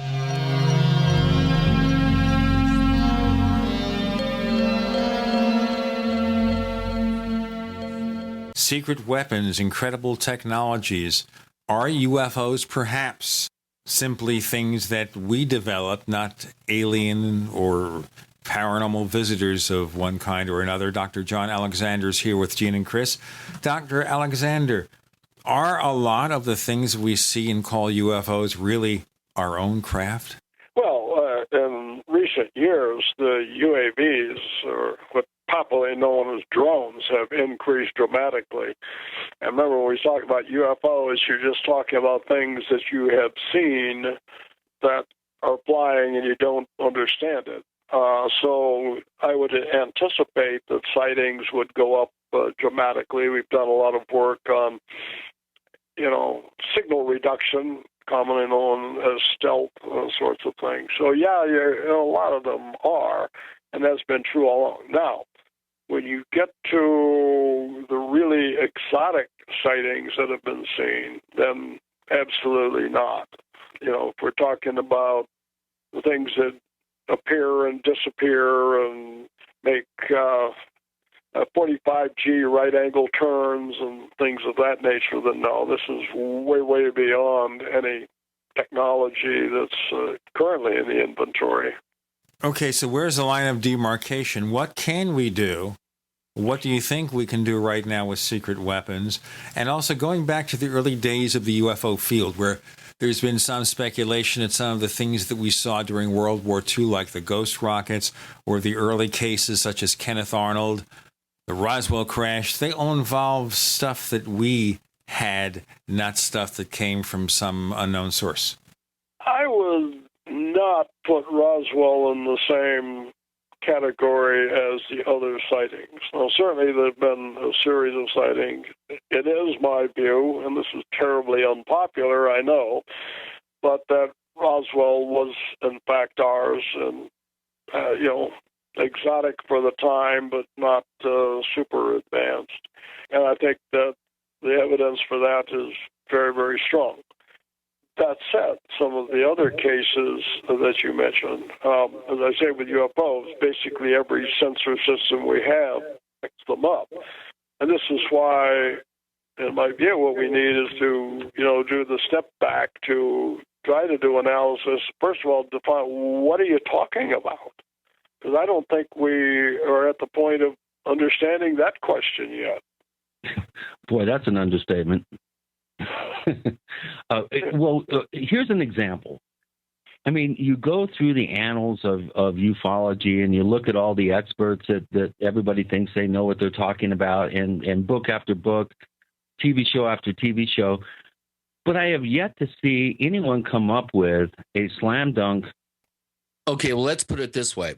What about the Foo Fighters? We have quite a number of very credible sightings. We have military records from bomber crews and pilots going over Europe, even some fairly credible sightings in the Pacific Theater of these luminous balls that seem to accompany Allied aircraft. They seem to dart in and out. They seem to be coming from the ground up towards the formations of planes.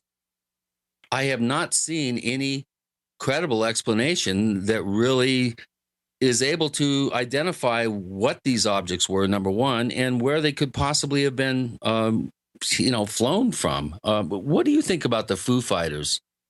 Well, the word, you got a pejorative word in there, and that is flown from. Obviously don't know what they are. They have been a mystery for, 60, 70 years. This is an example of the classic phenomena that you just defy explanation when you try to sort it out. And see, one of the issues that I have with both the UFOs, the true believers and the skeptics, is that they tend to take a select subset of observation and explain that, and then extrapolate from there to the whole, saying, well, if we can explain the balls of light, then I can explain all of UFOs. And right. You go, no, it just doesn't seem to work that way. Yeah, I would agree.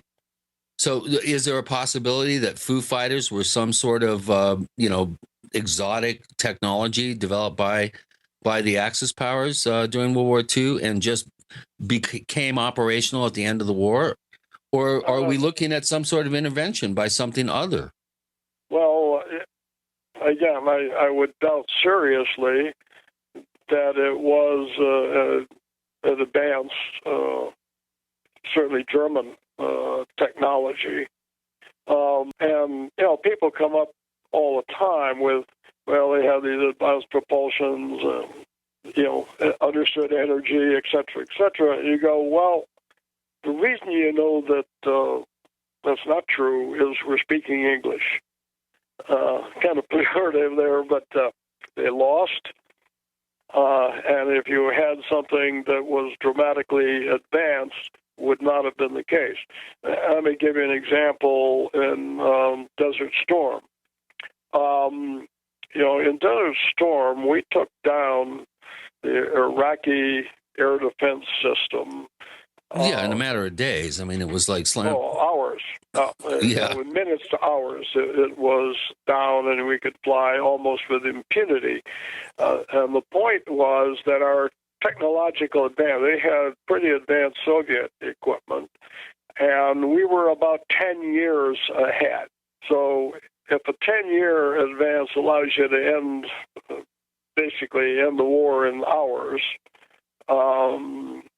that you can imagine that if somebody had this huge advantage in World War II, we would have seen it. And it just doesn't happen. No. Well, we have a bunch of questions from our listeners that post on the question bank at forum.theparacast.com. One of our most prolific posters is Randall, who calls himself Ufology. He runs USI in Calgary, Alberta. And he has read your book, and he's posted a number of very probing questions here. And one of them is, when you were looking into evidence within the military for the existence of UFOs, how deep were you able to search AFSPC, the United States Air Force Space Command, their records, and specifically records for detection of targets that behaved in such a way as to suggest that they might have been some sort of alien craft? Were you able to make any headway with that? A, we had a participant. B, I think I've given out his name. I met with the commander, discussed it with him. Certainly not on his radar. Well, maybe it was on his. No. Like I said, we had a member from there participating. Okay, well, how about the NRO? This is something that's come up since the publication of your book. Your latest NRO book was known well before that. Right. Well, has anyone, to your knowledge, been able to crack that particular database? I mean, the NRO is in their purview, I would suspect is to monitor the entire airspace and near space around our planet. And you would think that the NRO would have a leg up on any sort of incursions into our airspace if they were in a three-dimensional, sort of conventional way. Why has the NRO not come up as a player in monitoring incursions by UFOs into our airspace? And could this be because these objects are just appearing close to the ground as opposed to arriving from elsewhere?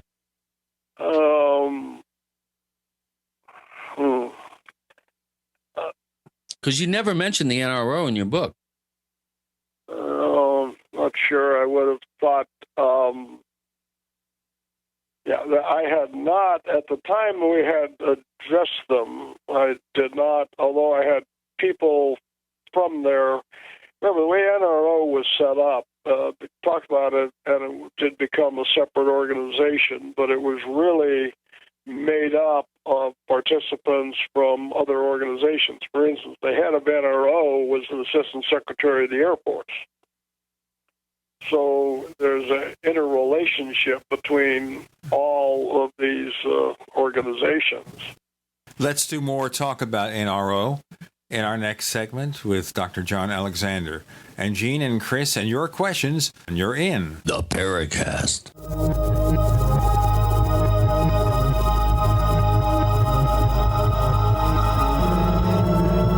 UnseenNow.com, proud sponsor of GCN. Unseen Now's unparalleled encryption tools keep your communications secure. GCN.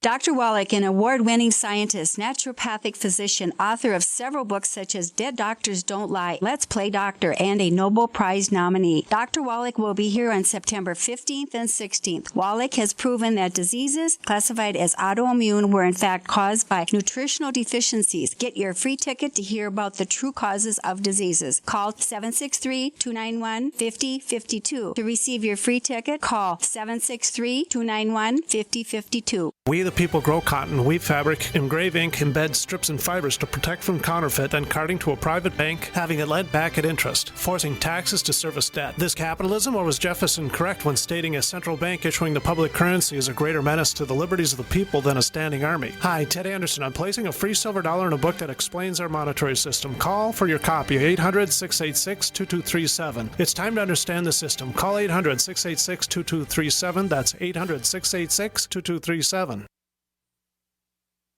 What good is a Big Berkey water filter? We get that question a lot here at BigBerkeyWaterFilters.com. And in a word, the answer is protection. Protection from water main breaks, E. coli contamination, environmental chemical spills, pesticide runoff, chlorine taste and smell, and all forms of fluoride. Plus, Big Berkey water filters are the original gravity water filter system and most trusted on the market for a reason. Tested by multiple independent NSF EPA certified labs, they are the gold standard in water purification. At only 1.7 cents a gallon, a single set of filters can last for 5 to 10 years.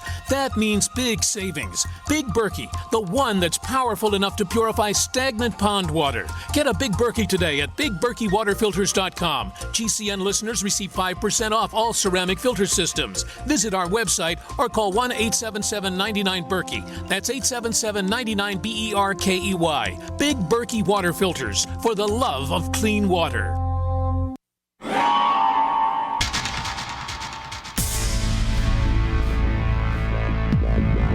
Welcome back to the Paracast, the gold standard of paranormal radio. And now, here's Gene Steinberg.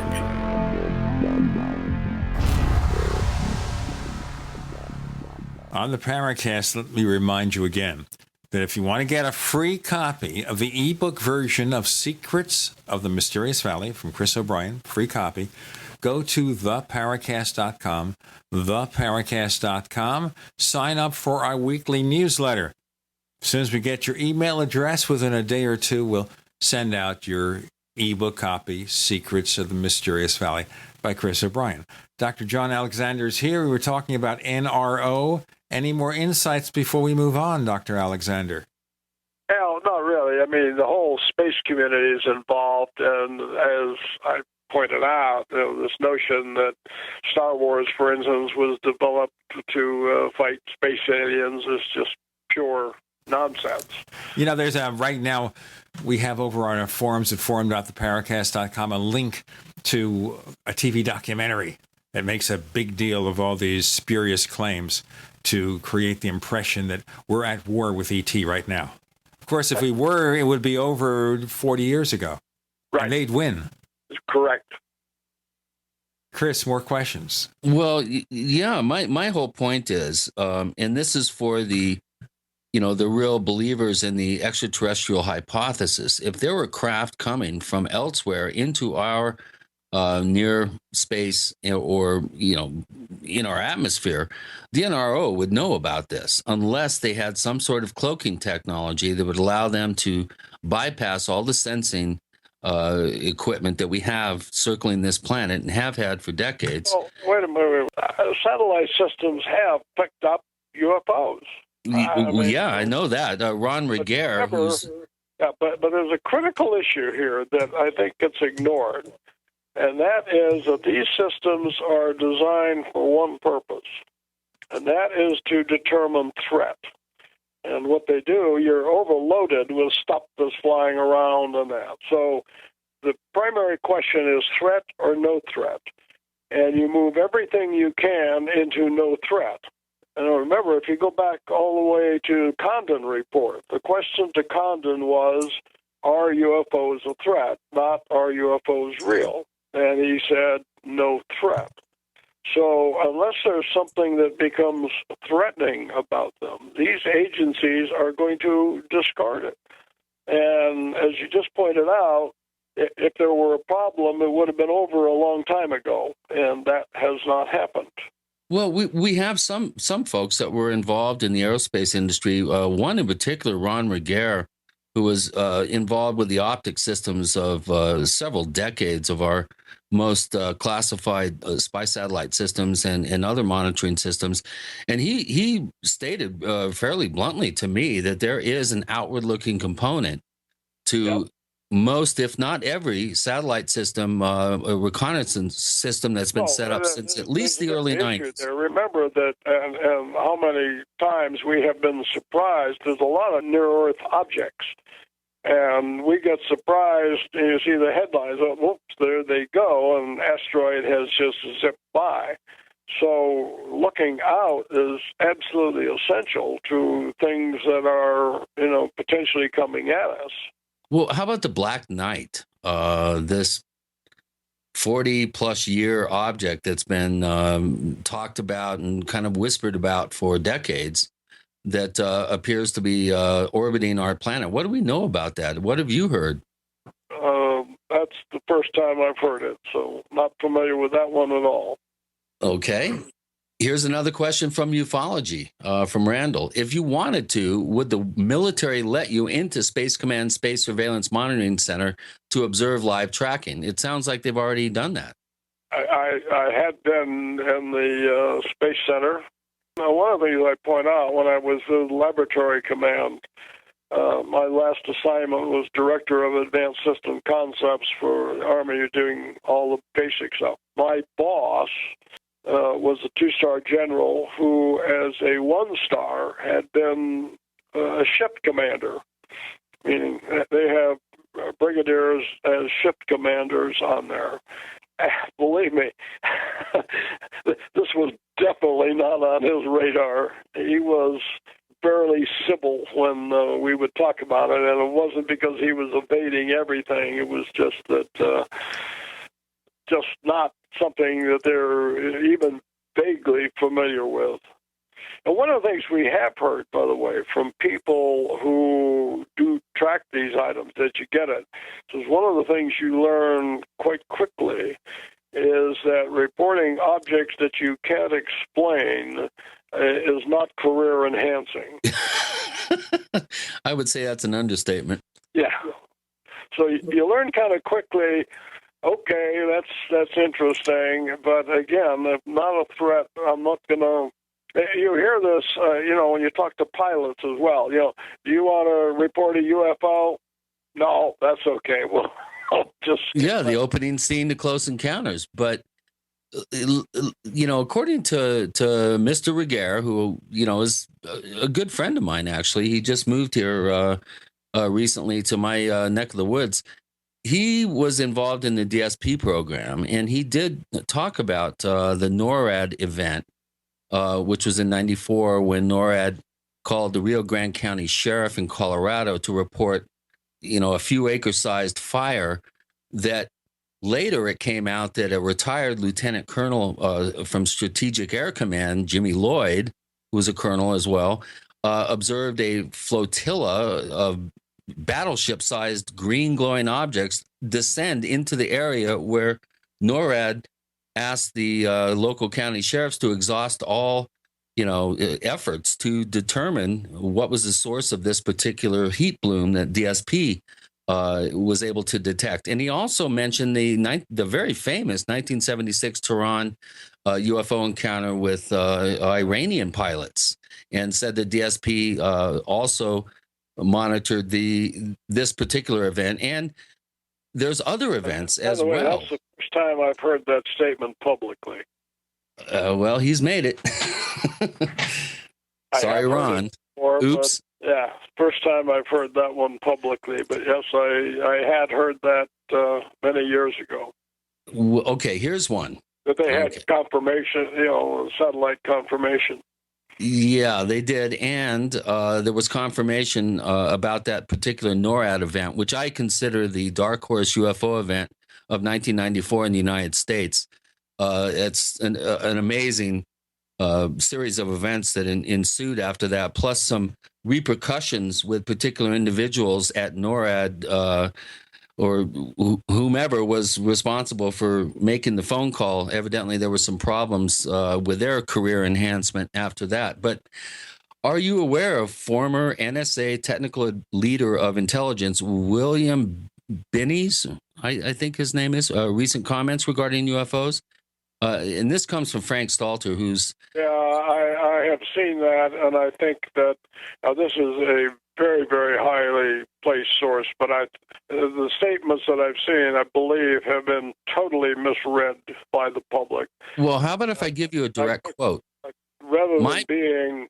Go ahead. My problem is, this is from William Binney. My problem is, just like the UFO thing, unless they start addressing these kinds of things, people's observations or basic measurements or factual evidence that simply exists, unless they start addressing them, there's always going to be questions, especially now with the government. How much do you trust? How much trust do you have in your government? Well, yeah, I've seen the statement. I've commented on it online. I think they are misreading what he meant by that. I don't think he was taking UFOs as a serious issue, but rather just as an example of, how much publicity goes around in the commentaries. And, I don't think that he's even suggesting a potential cover-up or anything of that nature. Maybe, of course, everyone who is looking for secret or supposedly secret UFO information is reaching for every hint of something talking about UFOs. We'll be back with Dr. John Alexander, who has plenty of comments about that and more with Gene and Chris. You're in the Paracast.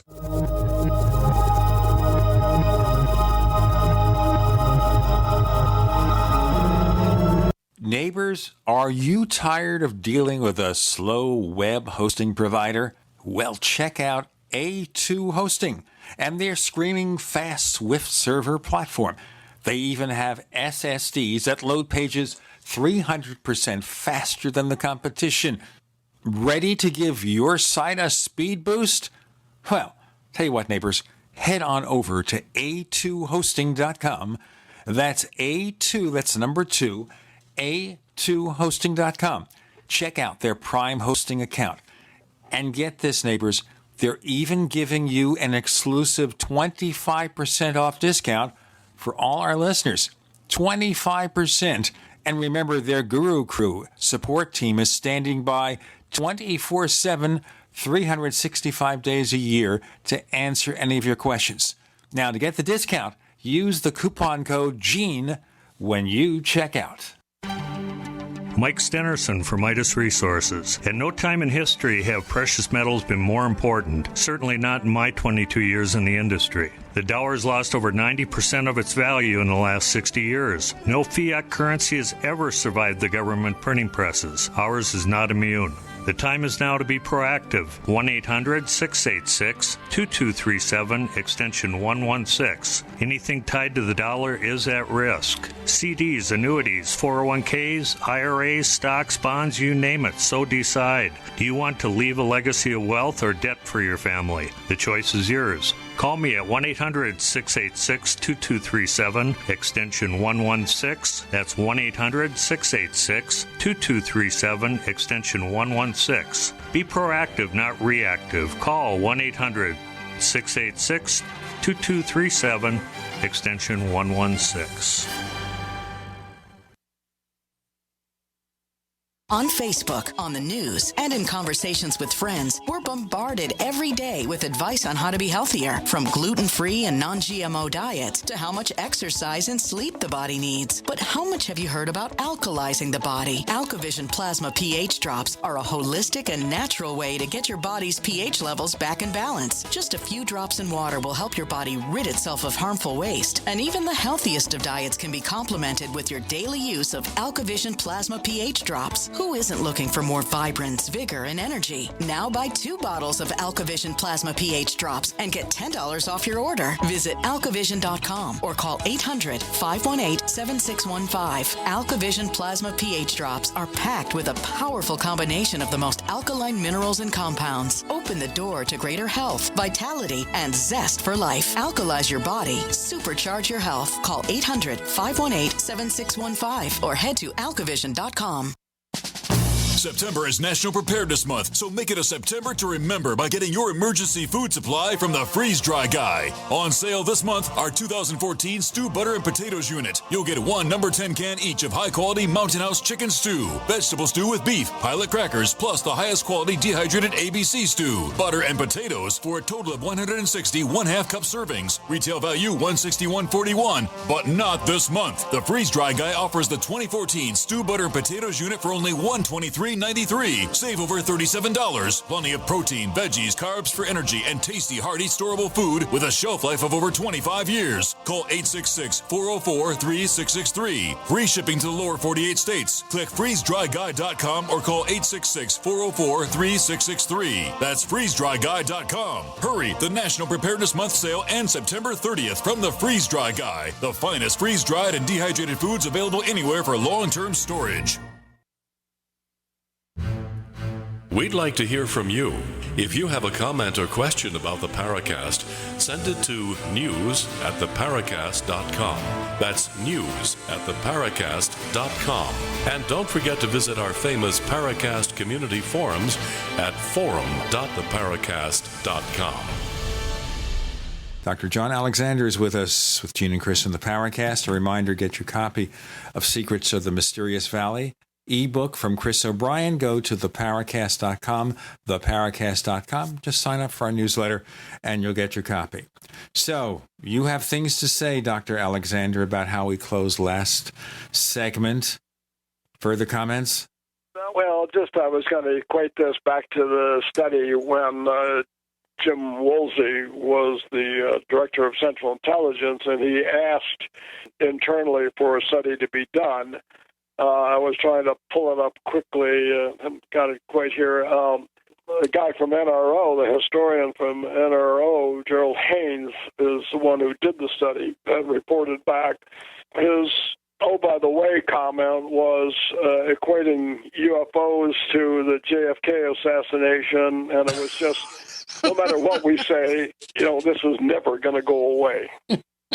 So when we're looking for supposedly positive information about UFOs in any of these statements and or documents, maybe the statement wasn't meant to be positive.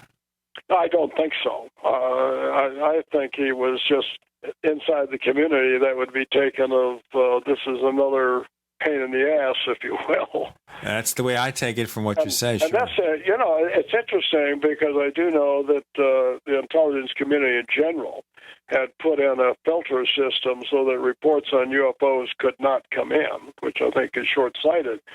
But if you remember, just I think it was last year, maybe the year before, MOD shut down their office that was at least keeping track of things. And their point was that, the FOIA and the requests are just not worth the effort because they're a nuisance compared to the real-world problems that are, in fact, biting them. Well, yeah, that makes sense if it's been determined to be a non-threat.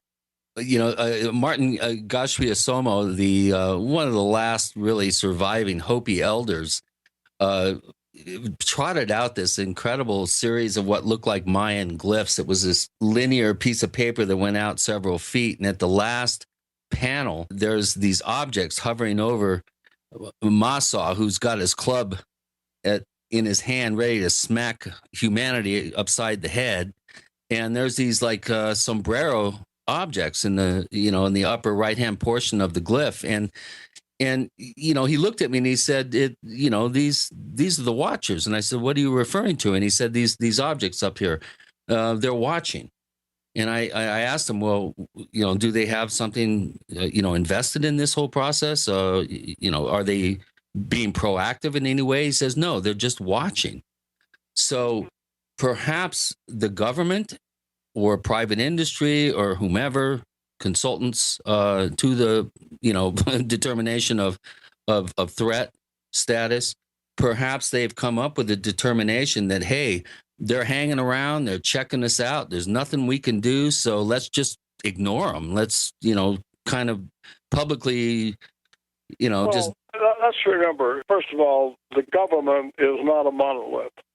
It is made up of millions of people with differing kinds of experience and interest.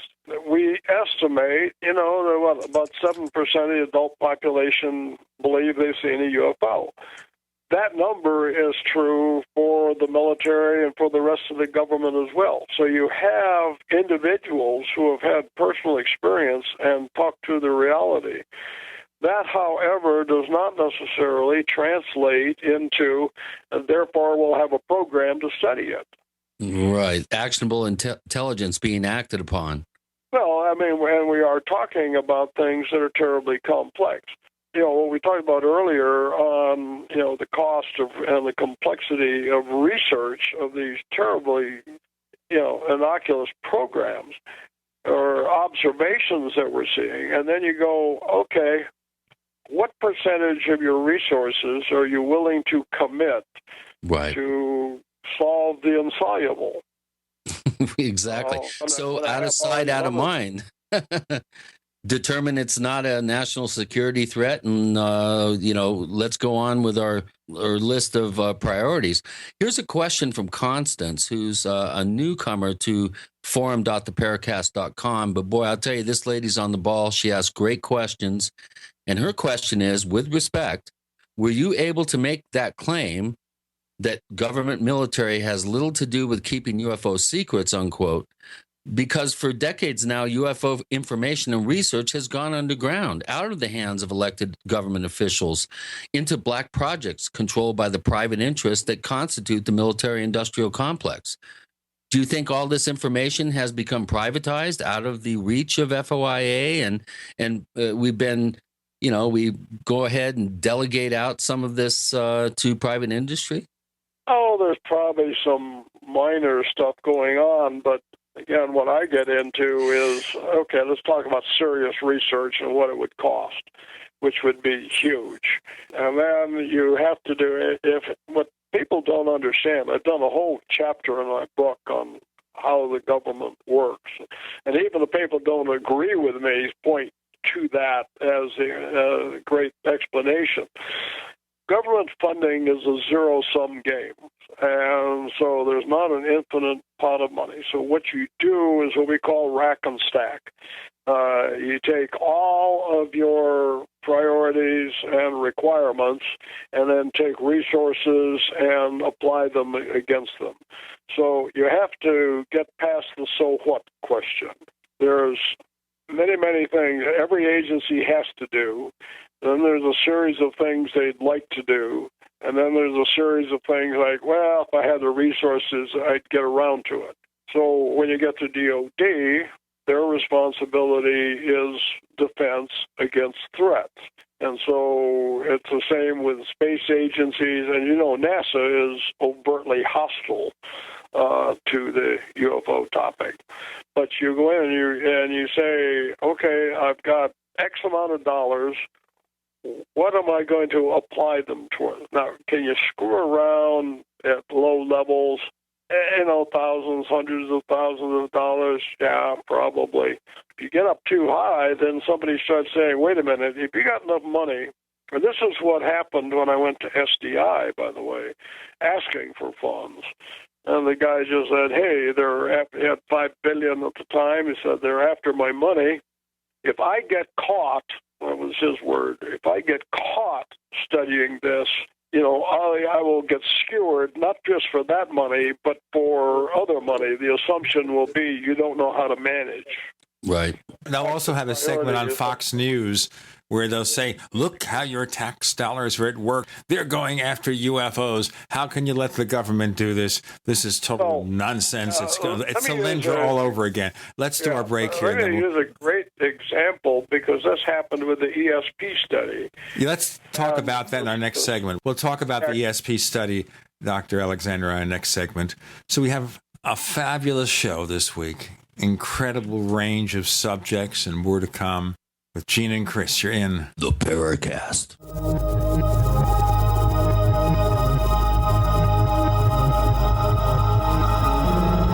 GCN, proudly sponsored by UnseenNow.com. Find out how to stop Big Brother in his tracks at UnseenNow.com. This is GCN.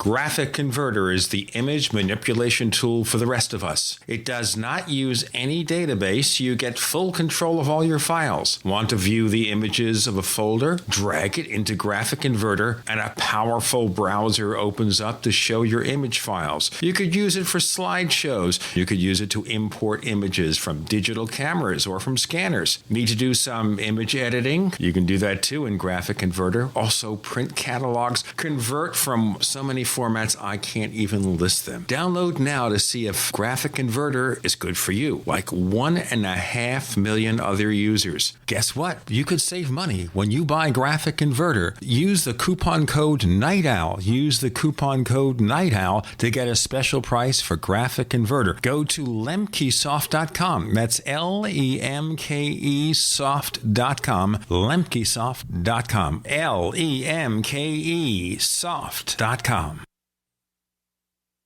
What good is a Big Berkey water filter?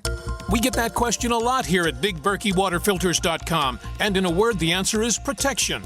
Protection from water main breaks, E. coli contamination, environmental chemical spills, pesticide runoff, chlorine taste and smell, and all forms of fluoride. Plus, Big Berkey water filters are the original gravity water filter system and most trusted on the market for a reason. Tested by multiple independent NSF EPA certified labs, they are the gold standard in water purification. At only 1.7 cents a gallon, a single set of filters can last for 5 to 10 years. That means big savings. Big Berkey, the one that's powerful enough to purify stagnant pond water. Get a Big Berkey today at BigBerkeyWaterFilters.com. GCN listeners receive 5% off all ceramic filter systems. Visit our website or call 1-877-99-BERKEY. That's 877-99-BERKEY. Big Berkey Water Filters, for the love of clean water. Don't complain about your cable bill going up and up and up. Do something about it. Grab a pencil and jot down this special number, 1-855-905-MY-TV. The more cable TV rates go up, the better digital satellite TV looks. Say goodbye to the cable guy and get more of your favorite channels in 100% digital quality for less money. Call 1-855-905-MY-TV. Sign up for packages starting as low as $19.99 and there's no equipment to buy. You get free HD TV upgrade, a free DVR upgrade, and free professional installation. You control what you watch when you watch it. Record your favorite shows, pause and rewind live TV, even skip the commercials. Watch local channels too. At just $19.99, what are you waiting for? Pull out your major credit or debit card. Call 1-855-905-MY-TV. 1-855-905-MY-TV. Say goodbye to the cable guy. Cut costs and get more. 1-855-905-MY-TV. 1-855-905-MY-TV. We live in a complicated society. Stressful issues are always popping up. Have you ever been treated unfairly by someone? Have you ever been overcharged for a repair? Have you ever signed a contract or a document? Worried about identity theft? How many times have you been in those unique situations where you just wanted to call an attorney to find out if you're right or wrong, or what your legal rights are? But every time you think about calling an attorney, what do you think about first? That's right. Who do you call, and how much will it cost? Our friends at Legal Shield have found a solution. With a nationwide network of 6,900 attorneys who average over 19 years of experience, Legal Shield's law firms take over 40,000 calls per week helping their members. For less than $20 per month, you can have access to Legal Shield on everything from the trivial to the traumatic. Let Legal Shield stand up for your rights at lsprotection.com. That's lsprotection.com. Or call 855-340-SAVE, 855-340-7283. Results will vary from case to case. Hi, this is Don Ecker, and you are tuned into the Paracast. Let me tell you what, you're going to hear stuff here that you probably won't hear anywhere else. Hear that, George Snorri?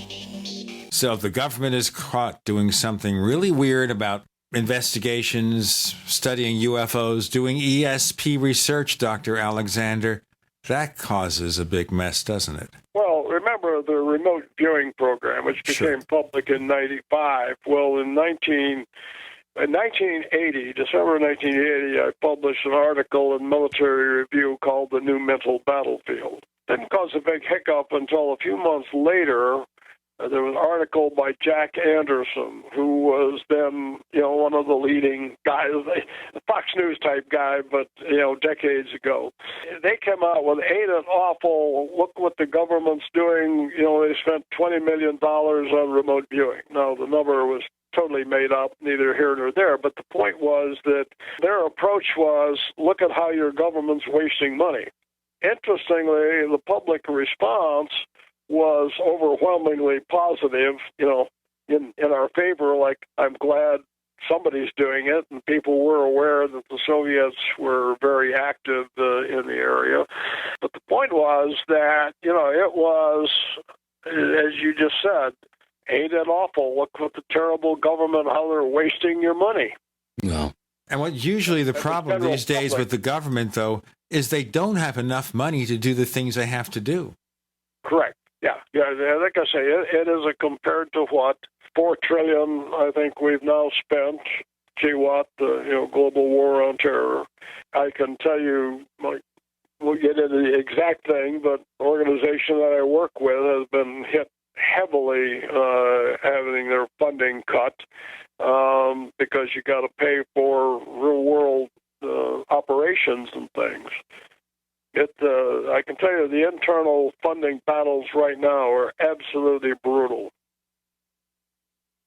Well, they think it's making the government more efficient, but the problem is here, if you starve the beast, their priorities get screwed up and everything is done wrong. Yeah. They've got too much in their plate. Research is normally one of the first things that gets cut. Research and training are the become what we call the bill payers. When you, quote, look for money, you're not looking for money. The money is there. It's, where are you going to reappropriate funding?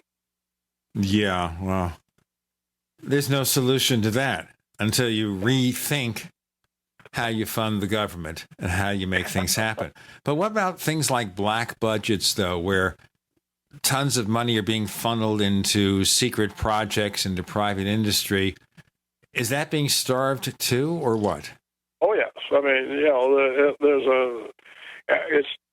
it does get oversight. It is not to the same degree as what we call the white world funding. But one of the things that I find disconcerting, totally different topic, but if you notice, President Obama has just come out and said we're going to send a few more troops to advise and really direct airstrikes in Iraq, potentially Syria, and things like that. Let me just say briefly, they say, of course, we're not going to have troops on the ground. But what are they doing, floating in air? No, he has announced today that they are sending more. Right, sounds like Vietnam Redux revisited. We're talking hundreds, not thousands or tens of thousands.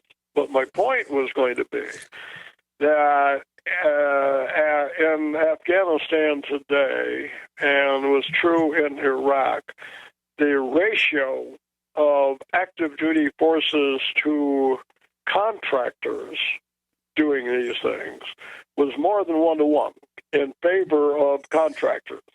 So what we've started doing is just contracting warfare, which I think is a very dangerous. And the problem is that it does not get the same media attention. I mean, they've had lots of casualties that occurred in contractors that just never get reported. Right. Well, we were talking before, and I'd like to revisit the conversation about some of the very groundbreaking attempts at training, research, and developing techniques in terms of psychic warfare. And we asked you this last time you were on the show, but this is another question that's up at forum.theparacast.com. And it has to do with the John Ronson nonfiction book, The Men Who Stare at Goats, and some you could have gone all day. I really enjoyed the film. I took it as a actually a totally fictionalized account of those very heady years, I must say, within the the more exotic realms of psychic research within the military. But I've heard it said that you, John Alexander, were loosely fictionalized with the character of Kevin Spacey, who was dosed with LSD. That was George Clooney. Clooney was a composite character. Jeff Bridges. So they composited you as George Clooney. I love that. Oh, that's excellent. That's a badge of honor. Yeah, I mean, come on, have George Clooney play you in a movie, even if it's fictionalized. I think that's quite a testament to how courageous you were back in the early to mid 70s to become involved in such, as you put it, non-career enhancing roles and interests, professed interests within the military. Well, so what happened to Project Aquarius? What happened to these efforts with General Stubblebine and was it the Earth Battalion Corps? What was the name of the group? First Earth Battalion. The Earth First Battalion. That was never a military, organization. That was literally owned by Jim Channon. Was a notional unit and things that we worked with. Aquarius, I don't know. The remote viewing program, Stargate, became known eventually. Stubblebine was basically forced to retire. But the problem with Ronson's book, and again, if you go to my website, I have a pretty good explanation of what's real and what's not real. Right, a very good explanation. Ronson's book was about 5% real, 95% fiction, and then they made the movie. So it sounds like great disinformation. That's about the appropriate. He didn't care.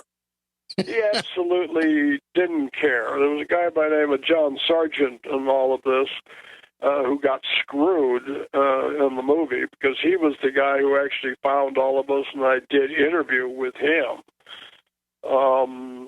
Goats did die. It had nothing to do with being stared at. There's nothing that supports any of that story. And so Stubblebine didn't try to run through a wall in his office and then end up on the floor wondering what happened?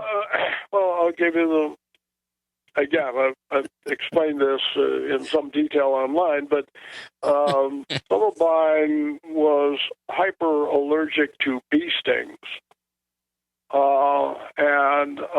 So, there are people who 2 or 3 stings would go into anaphylactic shock. He was one of those. kind of tough in the military. I was actually evacuated in Vietnam because of attack by VCBs. But a long story. But whoa, Bert was going out to the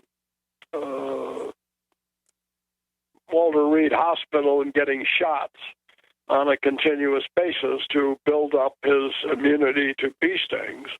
And what he would do is mentally say, hey, my skin is, the atoms are mostly space, the needle is mostly space, so therefore they ought to be able to pass through each other without causing pain. You know what? If that works in the real world around here where we do have bees, I'll do it.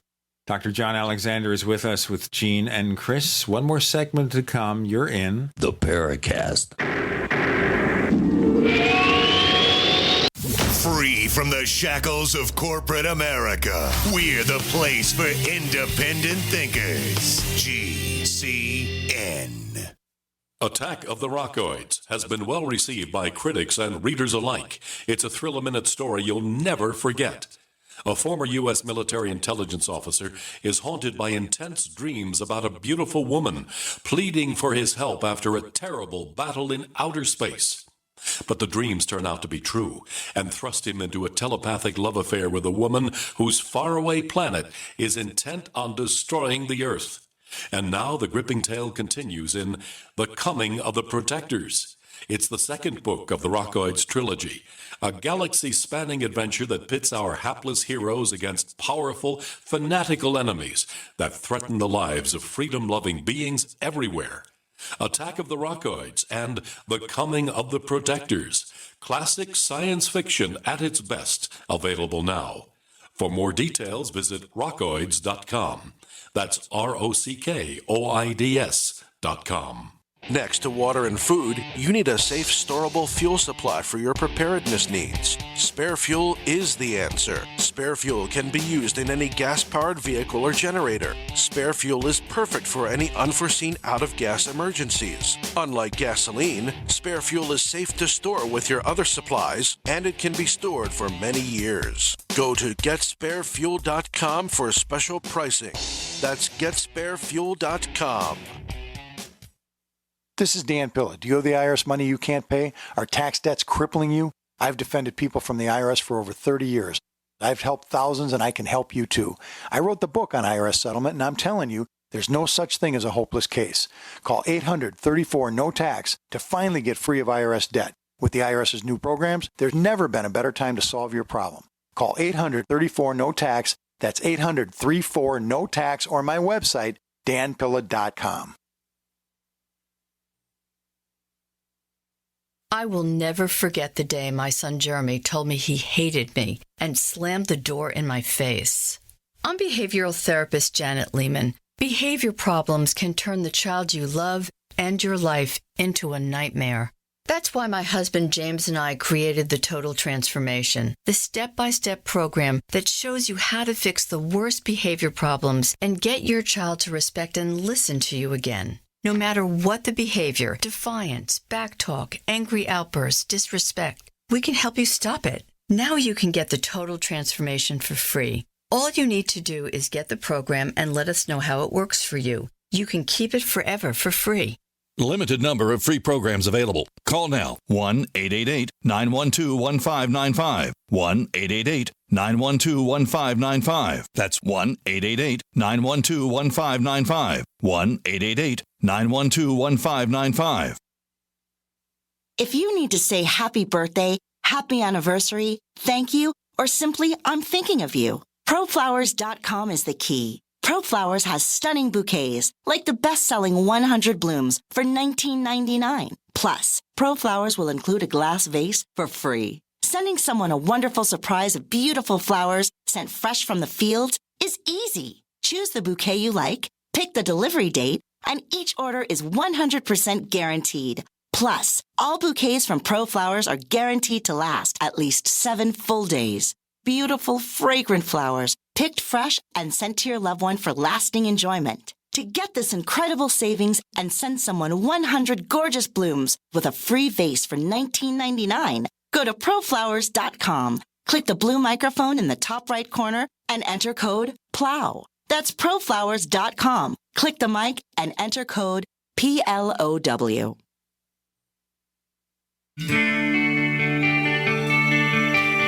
This is Jerome Clark, author of the UFO Encyclopedia and other books. You're listening to the Paracast.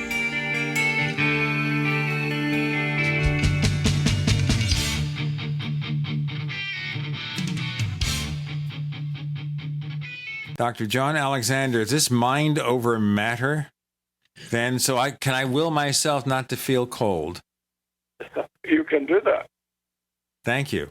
Yeah, well, that's actually an easy one. Geez, there's monks. I have met a guy here who does a show. He's known as Zamora, the Torture King. And the saying you may have seen on television, there's several people who do it, but they take a needle and push it through their arm. That is not a trick. Now, knowing where to put the needle and ignoring the pain. And one of the things that Zamora had told me is he's actually studied at, I believe, UCLA. And the question was, does he feel pain? And the answer was yes, he felt the pain, but he processed it differently from the way most of us do. Yeah, that's a handy talent to have. Well, we're going to have you back, obviously, John, for another show, because I really wanted to get into, a blow-by-blow journal of your trips around the world, looking into shamanic systems. I think this is an incredibly potentially important bridge, as I said at the beginning of the show, between primitive systems and high technology. And the way some of these primitive systems have evolved in terms of a shaman being a conduit between the spirit world and, the world that we all inhabit every day. I really want to get into this later on when we have you back. But what have you gained from all these journeys that you've made around the world, to Mongolia, down to Peru, Brazil, to Antarctica, of all places, swimming with humpback whales just a couple of weeks ago, and looking into various shamanic systems and practitioners of this belief system? How do you see your research in this realm going forward, and what have you learned so far? Well, there's, I guess, two areas. One is that our model of the world, the traditional reductionist model of Western physics, is, if not wrong, it's severely limited by alternate realities and the things that we've seen. The other is that we're dealing with very, very complex questions, and that we need to put best and brightest minds, and they need to be able to do that without risking their reputations and careers. And many people put their career on the line to explore these things, and that shouldn't be necessary. Any questions left, Chris? Okay, we have another question here from our listeners at forum.theparacast.com. This one comes from Wade Ridsdale, who's a longtime poster on the forums. And again, folks, if you want to ask questions of our very, John, thank you so much for being here. You're, one of my top guests to have on the show. And if our forum posters would like to ask questions, please post them at the forum thread at forum.theparacast.com.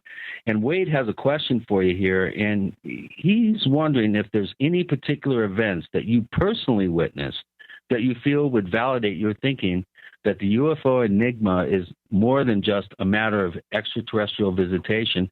And I would add, have you seen anything, your journeys around the world visiting shamanic systems, have you seen anything that just defied your level of belief?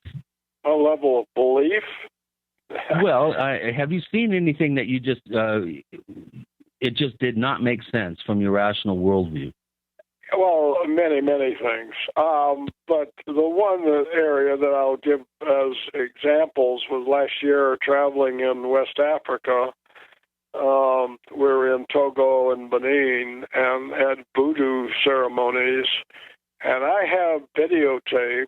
I've got a few pictures, again, on my website, but I've got video that I have and won't post yet. But I'm doing things with fire, standing in it, sitting in it, eating it, that just cannot be done. And I have taken it to, I have friends here who are magicians, and like guys like Jeff McBride, who's the magician's magician. He's a guy who trains many of them, and look at it and just say, A, it's real, B, you can't do that. There are no tricks to doing that. How about UFO experiences? Have you ever seen any unidentified aerial phenomena that you could not identify? No. As I point out in the book, my personal experience, observation is very, very small. I was up with James Gilliland at his place in Washington. Ouch. Saw somebody didn't stop. I mean, having said that, my brothers, my son have seen UFOs. And one of my points there is if I can't trust family, who can you trust? Right, and I would agree with that. Well, one thing that I want to stress to our, vast listening audience around the world is your book, UFOs, Myths, Conspiracies, and Realities, is required reading if you want an insider perspective into what really is going on. And I really think, John, that we need more people like you to come forward and be willing to do shows like this and discuss these very contentious subjects as they exist within, the monolithic government and military-industrial complex structure. I think you're very courageous to come out and discuss these topics, and I really would urge everyone out there to get your book and get an insider's perspective on this. I don't agree with everything that you've come up with in terms of your conclusions. It's hard to argue with, obviously, with your experience. But, if you had one thing to say to our vast audience out there in terms of where how would I put this, where to best spend your efforts in terms of becoming up to speed and becoming proficient in this very, very complex topic, what would you tell people? What books should they read? What avenues of investigation and research should they contemplate? Well, which topic are we talking about? Well, we're talking about UFOs, Myths, Conspiracies, and Realities, your book. Okay. Yeah. Well, Leslie did a pretty good book about the same time. We talk about many of the same cases, and where pilots and generals came forward.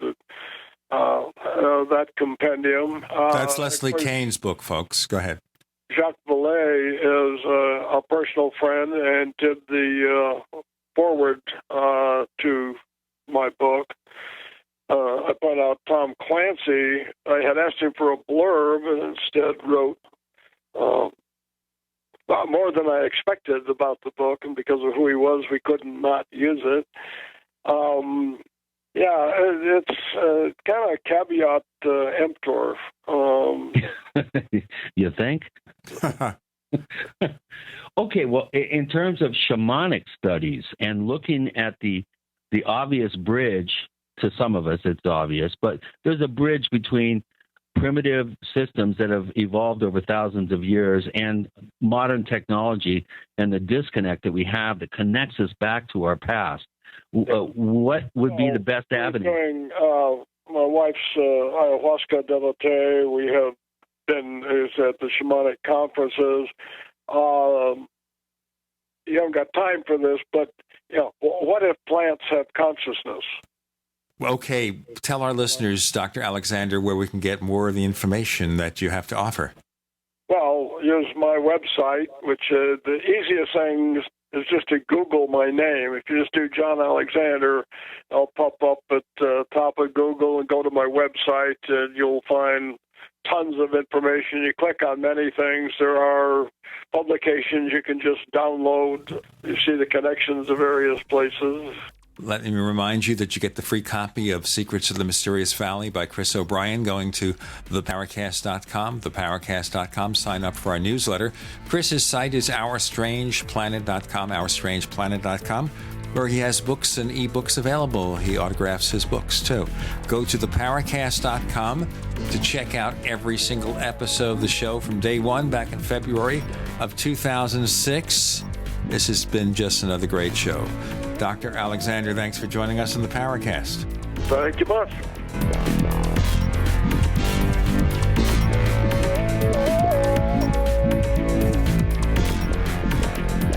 The Paracast, featuring Gene Steinberg and Christopher O'Brien, is a copyrighted presentation of Making the Impossible, Incorporated. Tune in next week for a new adventure in The Paracast.